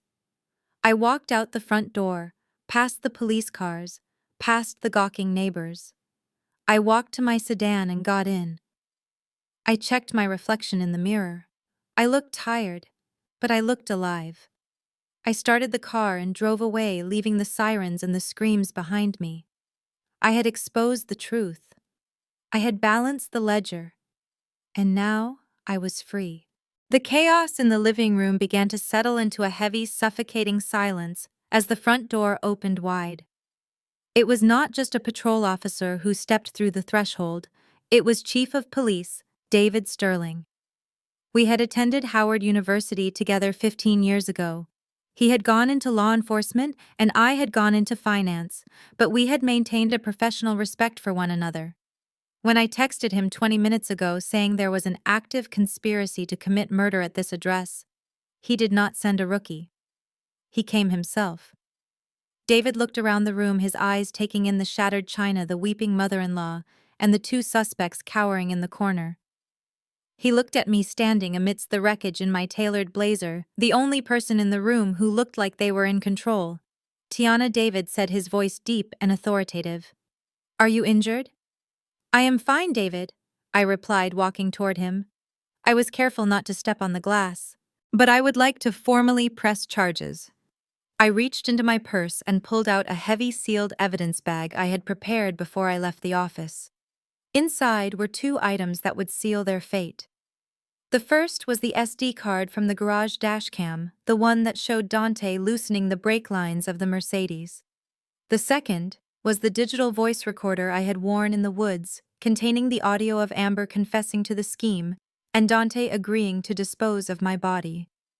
In this bag, I said, handing it to him, you will find video evidence of Dante Ross tampering with a vehicle to cause a fatal accident. You will also find an audio recording of Sarah Jenkins, also known as Amber Ross, conspiring to commit first-degree murder and insurance fraud. I have also emailed your cybercrimes division the digital trail of the fraudulent life insurance policy they took out in my name. David took the bag, his expression grim. He looked at Dante, who was trembling on the sofa, clutching his bleeding nose. Then he looked at Amber, who was staring at the floor, her face a mask of defeat. Officers, David commanded, gesturing to the pair. Take them into custody. The room erupted into motion. 4 uniformed officers moved in. 2 of them grabbed Amber. She did not fight. She knew the game was over. The arrogant con artist who had mocked my family just minutes ago was gone. In her place was a woman who knew she was going back to a cell, likely for the rest of her youth. She held her hands out for the cuffs with a practiced resignation, her eyes empty. But Dante was a different story. As the officers pulled him up from the sofa, the reality of his situation finally crashed down on him. The fantasy world he had lived in, where he was a rich investor and a ladies' man, evaporated. He was just a man who had tried to kill his wife and failed. No, wait, Dante screamed, struggling against the officer's grip. You cannot arrest me. I did not do anything. It was her. It was all her. He pointed a shaking finger at Amber. She made me do it. Dante sobbed, tears streaming down his swollen face. She told me Tiana was going to leave me. She told me we needed the money. I was confused. I was under a lot of stress. I never wanted to hurt anyone. David ignored him, nodding to his officer to tighten the cuffs. You have the right to remain silent, Mr. Ross. I suggest you use it. They dragged him toward the door. As he passed me, he dug his heels into the carpet, fighting to stop. He looked at me with eyes that were wide with terror and a pathetic, desperate hope. He thought he could still charm me. He thought the 6 years of marriage, the memories, the lies, still held some weight. Tiana, baby. Please. He begged, his voice cracking. Do not let them take me. I am your husband. We made vows. For better or for worse, remember. I looked at him. I looked at the man I had shared a bed with, the man I had supported, the man I had defended to my friends when they said he wasn't good enough for me. I felt nothing. No love, no hate, just a cold clinical detachment. You broke those vows the moment you picked up a wrench, Dante, I said quietly. He fell to his knees, forcing the officers to drag him up again. I was bewitched, Tiana, he cried, snot running down his face. She put a spell on me. I was not thinking straight. But I love you. You know I love you. I have always loved you. Please tell them to stop. We can go to counseling. We can fix this. I will do anything. I will sign a postnup. Just do not let me go to prison. The desperation in his voice was nauseating. He was bargaining for his life with currency he did not have. He was trying to sell me a love that had never existed. I signaled for the officers to pause for a second. I stepped closer to him, invading his personal space. I wanted him to hear me. I wanted this to be the last thing he remembered before the cell door slammed shut. I looked down at him, my expression unreadable. You do not love me, Dante, I said, my voice steady and sharp as a scalpel. You never loved me. You loved the house I bought. You loved the car I leased. You loved the way I made you look successful to your friends. I leaned in closer, my whisper echoing in the silent room. You are in love with my wallet, Dante. That is the only relationship you ever had. But unfortunately for you, my wallet has a smart lock, and you just got locked out permanently. Dante stared at me, his mouth open, the hope dying in his eyes. He realized then that I wasn't just a scorned wife. I was the person who had outsmarted him at every turn. Get him out of here, David, I said, turning my back on him. The officers hauled him away. He started screaming. Then a high, keen wail of a man who has lost everything. Tiana, Tiana, I love you. I love you. His voice faded as they dragged him out to the cruiser. The heavy oak door slammed shut, cutting off his cries. I stood in the silence of the aftermath. My mother-in-law was weeping softly in the corner, mourning the loss of her illusion. Marcus was staring at the floor, trying to process the betrayal, and I stood tall. I smoothed my blazer, checked my watch, and took a deep breath. It was done. The parasite had been removed. The infection was gone. I was alone, yes. But for the first time in a long time I was safe. And that was worth more than any empty declaration of love from a man in handcuffs. The blue and red lights of the police cruisers had finally faded from the windows, leaving the living room bathed in the harsh natural light of a Tuesday morning. The silence that descended on the house was heavy, broken only by the ragged breathing of the woman sitting amidst the wreckage of her life. My mother-in-law Joyce sat on her velvet armchair, the one she forbade anyone else from sitting in. She looked small. The imperious matriarch, who had spent 6 years looking down her nose at me, had vanished. In her place was a trembling elderly woman, realizing that her safety net had just been handcuffed and dragged away. I stood by the window watching the last police car turn the corner. I smoothed the cuffs of my blazer, checking for any specks of dust. I was composed. I was professional. I was done. Joyce finally looked up at me. Her eyes were red-rimmed, her makeup streaked down her cheeks in ugly black lines. She looked around the room at the shattered china cabinet, the mud on the carpet from Dante's boots, and the empty space where her son used to stand. She did not ask about Dante. She did not ask about Marcus. Her survival instinct, honed by years of pretending to be wealthier than she was, kicked in. Tiana, she croaked, her voice wavering. You made your point. You taught them a lesson. It was very dramatic. But now we need to talk about the future. I turned to face her, raising an eyebrow. We. There is no we, Joyce. She waved a hand dismissively, trying to summon a shred of her old authority. Don't be difficult. I know you are angry. You have every right to be. Dante was a fool to listen to that white trash girl. But I am still your mother-in-law. I am an old woman, Tiana. I have high blood pressure. I cannot be dealing with this stress. She smoothed her skirt, avoiding my gaze. Obviously, I cannot stay here with the windows broken and the carpet ruined. she continued, sniffing. I will need you to hire a cleaning crew immediately, and perhaps book me a hotel suite for a few days while they restore the house. The Four Seasons will do. I need to rest my nerves. I stared at her, genuinely marveling at her audacity. She had just watched her son get arrested for attempting to murder me, a plot she had tacitly endorsed by ignoring his affair, and she was asking for a maid service and a spa weekend. It was pathological. She truly believed that, because I had money, I was obligated to maintain her lifestyle regardless of how she treated me. I walked over to the coffee table and picked up my purse. I did not pull out a credit card to book a hotel. I pulled out a thick, legal-sized envelope. You seem to be confused about the situation, Joyce, I said, my voice calm and devoid of warmth. You think this is a marital spat. You think this is something we are going to sweep under the rug so you can save face at church. I dropped the envelope onto her lap. It landed with a heavy slap. Open it, I commanded. Joyce looked at the envelope, then at me. Her hands shook as she tore open the seal. She pulled out the documents inside. They were not cleaning contracts, they were real estate closing papers. What is this? She whispered, scanning the pages. I sold the house, Joyce, I said. She froze. She looked up, her mouth hanging open. You can't sell my house. Dante bought this for me. He promised me this was my forever home.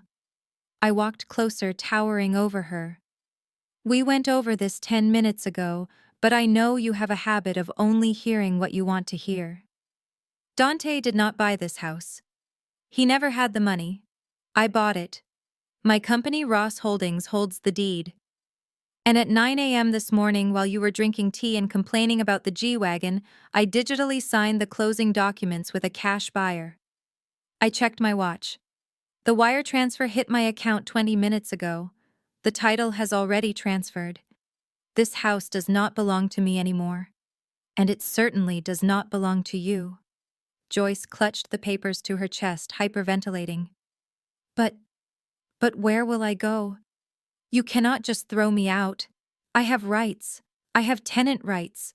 Actually, you don't, I corrected her. You never signed a lease. You never paid a dime of rent. In the eyes of the law, you are a guest who has overstayed her welcome. And the new owner is an investment firm that plans to bulldoze this place and build condos. They are sending a demolition crew next week. I pointed to the clause at the bottom of the page. Per the terms of the sale, the property must be vacant upon possession. The keys are to be handed over in 72 hours. That is 3 days, Joyce. You have 3 days to pack up 30 years of delusions and get out. Joyce let out a wail that sounded like a wounded animal. 3 days? That is impossible. I have furniture. I have my collections. I have nowhere to go. Tiana, please. You are rich. You have millions. Buy me a condo, just a small one. I will not ask for much, just somewhere decent. You cannot let your husband's mother live on the street. Think of what people will say. There it was, the final card she had to play. Public opinion. She did not care about me. She cared about what the neighbors would whisper. I reached into my purse one last time. I pulled out a glossy trifold brochure I had picked up from a social worker's office a month ago, back when I first started suspecting the affair and began planning my exit strategy. I am not heartless, Joyce, I said. I know you cannot afford a condo. I know Dante drained your retirement account years ago to pay for his gambling, and you let him do it because he was your favorite. I know you are living on a meager state pension. I handed her the brochure. So I did the math for you. Based on your monthly income, this is the only facility in the state of Maryland that you can afford. Joyce looked at the brochure. Her face went pale. The cover featured a grim-looking brick building with a chain-link fence. The text read, Shady Creek Assisted Living, Affordable Care for the Indigent. This is a state home, she gasped, looking at me with horror. Tiana, this is for poor people. It smells like urine and boiled cabbage. I cannot live here. I am a Ross. You are a Ross who raised a murderer and a thief, I said coldly. You are a woman who sat by and watched her son abuse his wife because you liked the lifestyle that wife provided. You are not royalty, Joyce. You are broke. And this is your new reality. I stepped back, putting distance between us. I have arranged for a moving truck to come tomorrow. They will take whatever fits in a standard 10 by 10 unit. Everything else goes to the dump. I suggest you start deciding what is important to you, the china or the clothes, because you cannot keep it all. Joyce threw the brochure on the floor. I won't go. I refuse. I will stay right here. You cannot make me leave. I walked to the front door. The sun was high in the sky now, illuminating the dust motes dancing in the air of the broken house. The sheriff will be here on Friday at noon to enforce the vacancy, I said without turning around. If you are still here, they will remove you physically. And Joyce, they won't be as gentle as I was. I stepped out onto the porch. Behind me I heard the sound of Joyce crumbling. She began to scream a high, thin sound of pure despair. She was screaming my name. She was screaming for Dante. She was screaming at God. She was alone in a house that wasn't hers, surrounded by boxes she hadn't packed, facing a future she was too proud to accept. I walked to my sedan, the heels of my boots clicking rhythmically on the pavement. I felt a lightness in my chest that I hadn't felt in years. The burden of carrying this family, of paying for their mistakes, of tolerating their disrespect, was gone. I sat in the driver's seat and locked the doors. I looked at the house one last time. It looked like a tomb. Good luck, Joyce, I whispered to the rearview mirror. I put the car in drive and pulled away from the curb. I did not speed. I drove the speed limit, following the rules just like I always did. I was driving toward a clean slate. I checked my bank account on my phone at the red light. The wire transfer for the house sale was there. The insurance policy was canceled. The divorce papers were drafted. The math finally worked. I was in the black. And they were all in the red. The visiting room at the state penitentiary smelled of industrial bleach and unwashed bodies, a scent that clung to the back of my throat the moment the heavy steel doors buzzed open. It had been 90 days since the police dragged Dante out of his mother's living room in handcuffs. 90 days since I had looked into his eyes. I sat on a cold metal stool on the clean side of the plexiglass partition, my hands folded neatly on the counter. I was wearing a white dress, crisp and bright, a deliberate contrast to the gray misery of this place. I wanted to look like the future he had thrown away. When the guard finally escorted him in, I almost did not recognize the man who sat down opposite me. The Dante Ross I knew spent an hour every morning grooming his beard and moisturizing his skin with expensive creams I paid for. He wore tailored suits and walked with the swagger of a man who owned the world. This creature was a husk. His head was shaved, revealing a scalp scarred from stress or violence. His skin was sallow, hanging loosely on a frame that had lost 20 pounds. The bright orange jumpsuit swallowed him whole, stripping away every ounce of the dignity he used to prize above all else. He looked at me and his eyes were hollow, rimmed with dark circles that spoke of sleepless nights and constant fear. Tiana. He rasped his voice, sounding rusty as if he hadn't used it in weeks. You came. I knew you would come. He reached for the glass, his fingers splayed against the barrier, desperate for a connection. I told them you would come, he continued, a manic glint entering his eyes. I told the guys in the block that my wife would fix this. You are a genius, Tiana. You can find the loophole. You can get me out of here. Please. It is hell in here. I watched him beg, feeling absolutely nothing. The pity I thought I might feel was absent. The anger had burned itself out. All that was left was the cold satisfaction of justice. I did not come here to get you out, Dante. I said, my voice magnified by the intercom system. I came here to close the account. I reached into my bag and pulled out a thick document. I slid it through the narrow slot at the bottom of the partition. It landed in front of him with a soft thud. What is this? He asked, looking at the papers with confusion. It is the final decree of divorce, I stated. My lawyers drafted it. It grants me full retention of all assets, including the proceeds from the sale of the house and the cars. It absolves me of any spousal support obligations due to your incarceration for a violent felony, and it restores my maiden name. Dante stared at the document, his hands trembling. Divorce. But Tiana, we can fight this case first. We need to focus on the appeal. There will be no appeal. Dante? I interrupted. And there is no case to fight. The trial is over before it started. He looked up, blinking. What do you mean? I leaned forward, my face close to the glass. I mean that your soulmate Sarah Jenkins, or Amber as you called her, made a deal 3 days ago. Dante flinched as if I had struck him. A deal?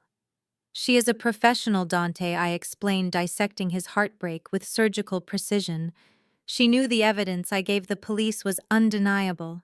The video from the woods, the dashcam footage, the fake insurance policy. She knew she was facing 25 years to life. So she did what parasites do to survive. She found a new host to feed on. That host was the prosecutor. Dante shook his head slowly. No. She loves me. She said we were in this together. She sold you out, I said bluntly. She gave a full confession. She told them everything. She told them the brake line idea was yours. She told them you forced her to open the trust fund. She painted you as the mastermind, the abusive, controlling husband who manipulated a vulnerable woman into helping him kill his wife. She cried on the stand during her deposition. It was a very convincing performance. Dante's mouth fell open. He looked like a child who had just been told Santa Claus was dead. She blamed me. For everything. Everything, I confirmed. In exchange for her testimony against you, she accepted a plea deal for fraud and accessory. She will be out in 5 years. She will be walking free while you are still deciding which gang to pay protection money to. 5 years, he whispered. And me. Because you were identified as the primary aggressor and the one who physically tampered with the vehicle, the district attorney threw the book at you, I said. Based on her testimony and my evidence, they are offering you 20 years. No parole for the first 15. 20 years. The words hung in the stale air between us. He looked around the visiting room at the guards at the concrete walls. He realized that this was his life now. He would be an old man when he walked out. If he walked out. He looked down at the divorce papers. The fight drained out of him. His shoulders slumped and he seemed to shrink inside the orange jumpsuit. He picked up the pen that was chained to the table. He did not read the terms. He did not argue about the assets. He knew he had no leverage. He was a man with no money, no future, and no ally. He signed his name with a shaky hand. Dante Ross. The signature was messy, nothing like the bold, arrogant autograph he used to practice. He pushed the papers back through the slot. I have nothing. He choked out, tears finally spilling down his cheeks. I lost my brother. I lost my mother. I lost you. And now I lost my freedom. Why did she do this to me? I did everything for her. Because you were a mark, Dante, I said, taking the papers and putting them back in my bag. You were never her partner. You were just the getaway driver. And when the car crashed, she left you in the wreckage. I stood up to leave. The guard stepped forward, ready to escort him back to his cell. Dante looked up at me, his eyes pleading for one last crumb of humanity, one last word of kindness to take back to the darkness. Tiana, wait, he called out. I am sorry. I really am. I was just trying to be a big shot. I never wanted you dead. I just wanted the money. You have to believe me. I stopped. I turned back to look at him one last time.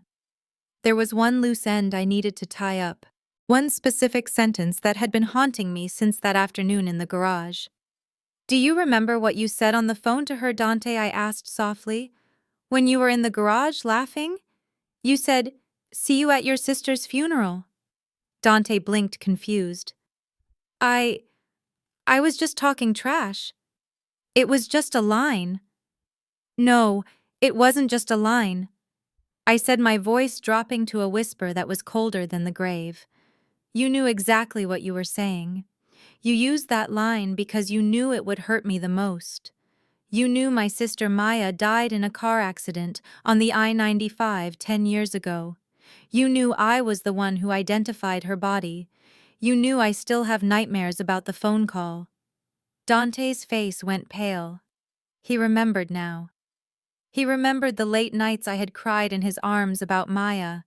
He remembered using my deepest trauma as a punchline for his murder plot. He had planned to stage my death in the exact same way my sister had died, just to make it look convincing. It was a level of cruelty that went beyond greed. It was demonic. I leaned in, pressing my hand against the glass. You thought you were being funny, I whispered. You thought you were clever, but you forgot one thing. Maya is not just a memory. She is waiting. Dante stared at me, terror rising in his eyes. You said you would see me at her funeral. I said, a small dark smile touching my lips. Well, you are halfway there, Dante, because my sister is dead, and she is waiting for you in hell. I pulled my hand away from the glass. Enjoy the reunion, husband. I turned and walked toward the exit. I did not look back when he started screaming my name. I did not look back when the guard grabbed him. I walked out of the prison and into the bright, blinding sunshine. I took a deep breath of fresh air. It tasted sweet. It tasted like life. The ghost of my sister felt quiet for the first time in a decade. I had avenged us both. I got into my car, tossed the divorce papers onto the passenger seat, and drove away. The rearview mirror was empty. The past was finally behind me. The gavel had fallen, sealing Dante's fate behind 20 years of iron bars. But the echo of that sound rippled outward, reshaping my entire world. The trial of the Ross family became a media sensation not just in Washington, D.C., but across the country. They called me the forensic accountant who outsmarted a murder plot. They called me the Iron Lady of Finance. For the first time in my life, I was not defined by who I married or what I wore, but by the steel trap of my mind. I resigned from the corporate firm the day after the sentencing. I was done making millions for faceless conglomerates who didn't care if I lived or died. I took the settlement money from the divorce, which was substantial, given that I recovered every hidden dime Dante had tried to squander, and I invested it in myself. I leased a floor in a sleek modern building in Georgetown and mounted a silver plaque on the wall. It read, Tiana Forensic Security. My new client list was exclusive and personal. I wasn't auditing tax returns for corporations anymore. I was protecting women. High-net-worth individuals, heiresses, and female CEOs who suspected their partners were siphoning their success. I became the shield I wished I had 6 years ago. Every time I caught a husband hiding assets in the Cayman Islands or a boyfriend opening credit cards in his partner's name, I felt a little more of the old Tiana heal. I was turning my trauma into armor for others. But the biggest surprise wasn't the business. It was Julian. I met him in the hallway of the courthouse during the preliminary hearings. Julian was the lead prosecutor on Dante's case, a man with a quiet intensity and a moral compass that pointed true north. He was the opposite of Dante in every way. Where Dante was loud and flashy, Julian was understated. Where Dante was all charm and no substance, Julian was methodical and sincere. He had treated me with absolute respect throughout the trial, never once looking at me as a victim, but as a key witness and a brilliant investigator. 3 months after the trial ended, I ran into him at a coffee shop near my new office. It wasn't a planned meeting, but he asked if he could join me. We sat for 2 hours, and for the first time we didn't talk about evidence or sentencing guidelines. We talked about jazz. We talked about hiking. We talked about the books we read to escape the darkness of our jobs. He didn't care about my money. He was a man who drove a 5-year-old Volvo and volunteered at a legal clinic on weekends. When he finally asked me out to dinner, he took me to a hole-in-the-wall Italian place that had the best pasta I had ever tasted, and he insisted on splitting the bill because he wanted my company, not my credit line. With Julian, I didn't have to watch my back. I could just be Tiana. We were taking it slow, building something on a foundation of truth, rather than performative wealth. It was terrifying to trust again, but every time he looked at me, I saw admiration, not calculation. While I was building a castle, Amber was learning what it meant to live in the ruins. Her plea deal had saved her from a life sentence, but it hadn't saved her from the world. She served 18 months of a 5-year sentence before being released on good behavior and overcrowding issues. But freedom turned out to be her true punishment. She was deported from the social circles of DC, not by a judge, but by her own infamy. The footage from the woods, the one where she mocked the Ross family and exposed her racism and greed, had gone viral. It had millions of views. Her face was a meme for treachery. She couldn't stay in the city. She couldn't get a job. No one would hire the con artist who tried to kill her sister-in-law. She was forced to move back to the small, dusty town in Florida she had run away from 10 years ago. I kept tabs on her, of course. My software alerts notified me when her name popped up in public records.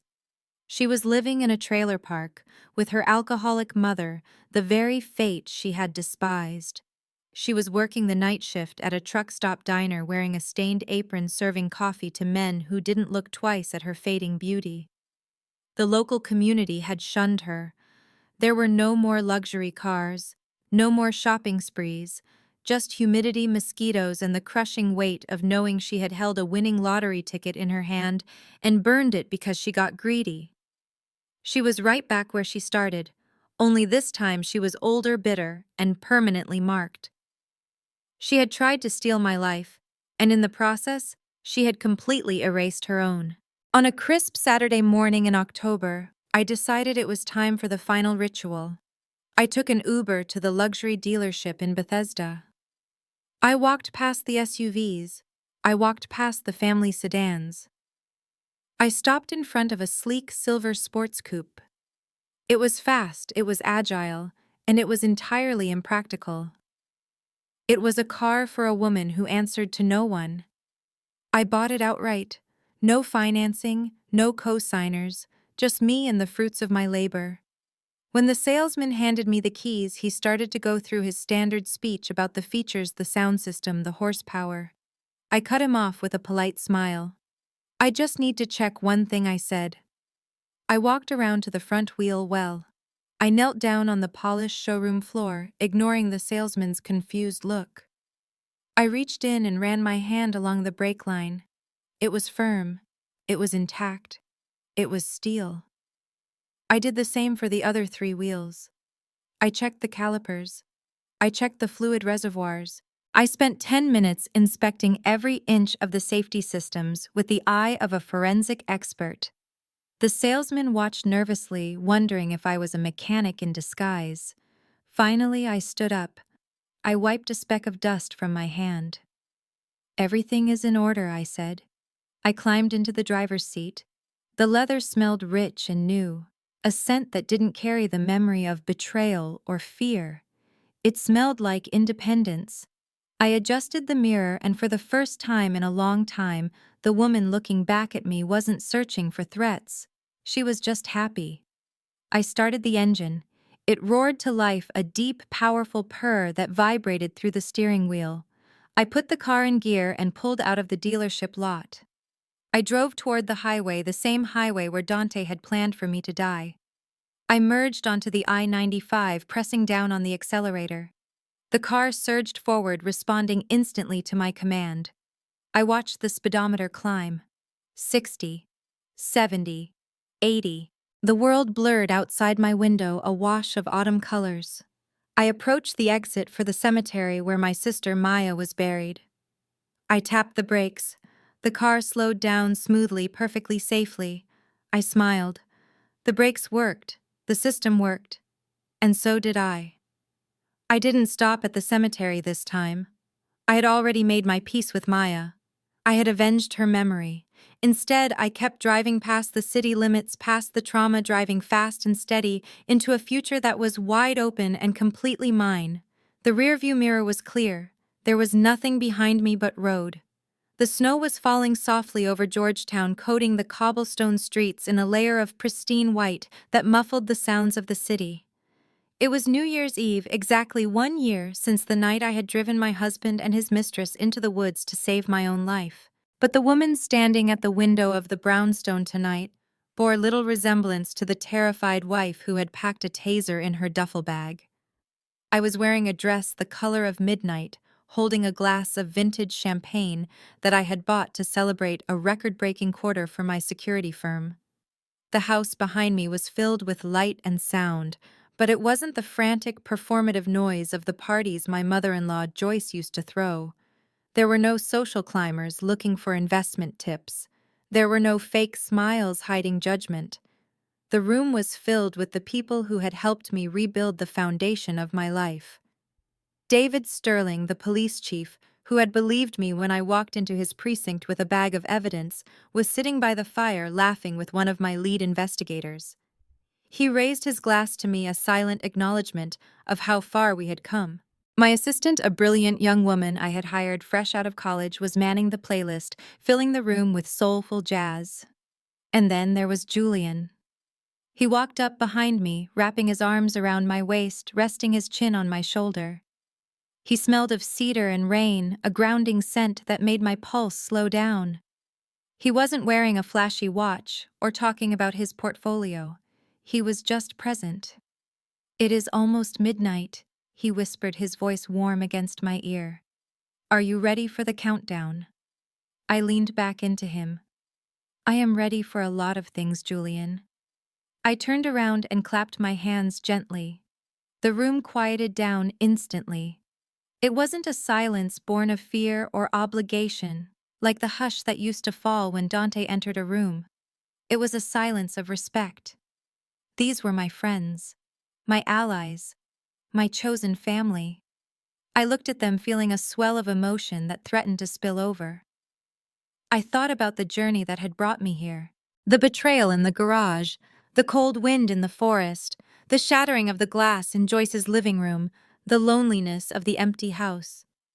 I had walked through fire to get to this living room. Thank you all for being here. I began, my voice steady and strong. A year ago, I was fighting for my life. I was surrounded by people who viewed me as an object, a bank account, a means to an end. They tried to erase me. They tried to take my voice, my assets, and my future. I paused, looking at the fire crackling in the hearth. There is a saying I read once. I continued. It says that when you bury something, you assume it is dead. You assume it will rot in the darkness. My husband, his family, the people who betrayed me, they tried to bury me. They threw dirt on my name. They tried to put me in the ground, quite literally. I raised my glass, the crystal catching the light of the fire. But they made a fatal miscalculation. They forgot one fundamental truth about nature. They didn't know that I was a seed. A murmur of agreement went through the room. Julian squeezed my hand. "They buried me," I said, smiling, "and all they did was provide the soil for me to grow into something they could never control. So tonight, I am not toasting to survival. I am toasting to the harvest, to the new life we have grown, to the strength that comes from the darkness, and to the fact that we are still here standing tall while the weeds have been pulled. To the seeds," David shouted from the sofa. To the seeds, the room echoed. We drank. The champagne tasted like victory. The clock on the mantel chimed 12. Outside, fireworks exploded over the Potomac, painting the sky in bursts of red and gold. Julian kissed me, a soft, lingering promise of a year filled with truth and partnership.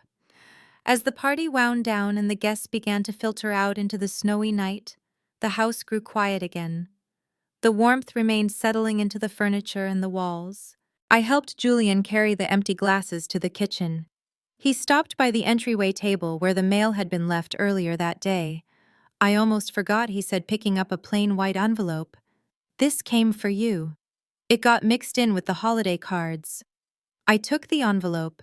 It was light, flimsy paper. There was no return address, just a stamp from the Department of Corrections. The handwriting was jagged and desperate, written with a dull pencil. It was Dante. I felt Julian stiffen beside me. "Do you want me to throw it away?" he asked. "You don't have to read it." No, I said. It is okay. I walked back into the living room and sat by the fire. I opened the envelope. Inside was a single sheet of lined paper covered in frantic scrawl. Dear Tiana, they moved me to a new block. It is bad here. I need money for the commissary. I need protection. Please, Tiana. I know you are angry, but you have so much. Just a few $100s. I am begging you. Mom won't answer my calls. Marcus blocked me. You are the only one who can help. Remember the good times. Remember when we went to Cabo. I still love you. Please. Just this once. I read the words and I waited for the old feelings to surface. I waited for the guilt, the pity, or even the anger. But there was nothing. It was like reading a letter from a stranger about a life I had never lived. He was still bargaining. He was still trying to manipulate me with memories that he had tainted. He was freezing in a cell begging the woman he tried to murder for snack money. It was pathetic, and it was finished. I did not fold the letter back up. I did not keep it as evidence. I did not show it to Julian. It didn't deserve to be shared. It didn't deserve space in my new life. I leaned forward toward the fireplace. The embers were glowing a deep, intense orange. I held the corner of the paper to the heat. It caught instantly. The cheap prison paper curled and blackened the flame, eating Dante's desperate words. I watched the word love turn to ash. I watched the word money disappear in a wisp of smoke. I dropped the burning page onto the logs. It flared up for a brief second, illuminating the room, illuminating my face. And then it was gone. Just a pile of gray dust at the bottom of the grate. Julian walked in and sat beside me. What did it say? He asked softly. I looked at the fire, watching the last spark die out. Nothing, I said. It was just a bill from an old account. But it has been paid in full. I rested my head on his shoulder, listening to the wind howl outside, safe and warm in the house that I owned and the life that I built. The ledger was balanced. The audit was complete. I closed my eyes, and for the first time in years the silence wasn't empty. It was full of peace.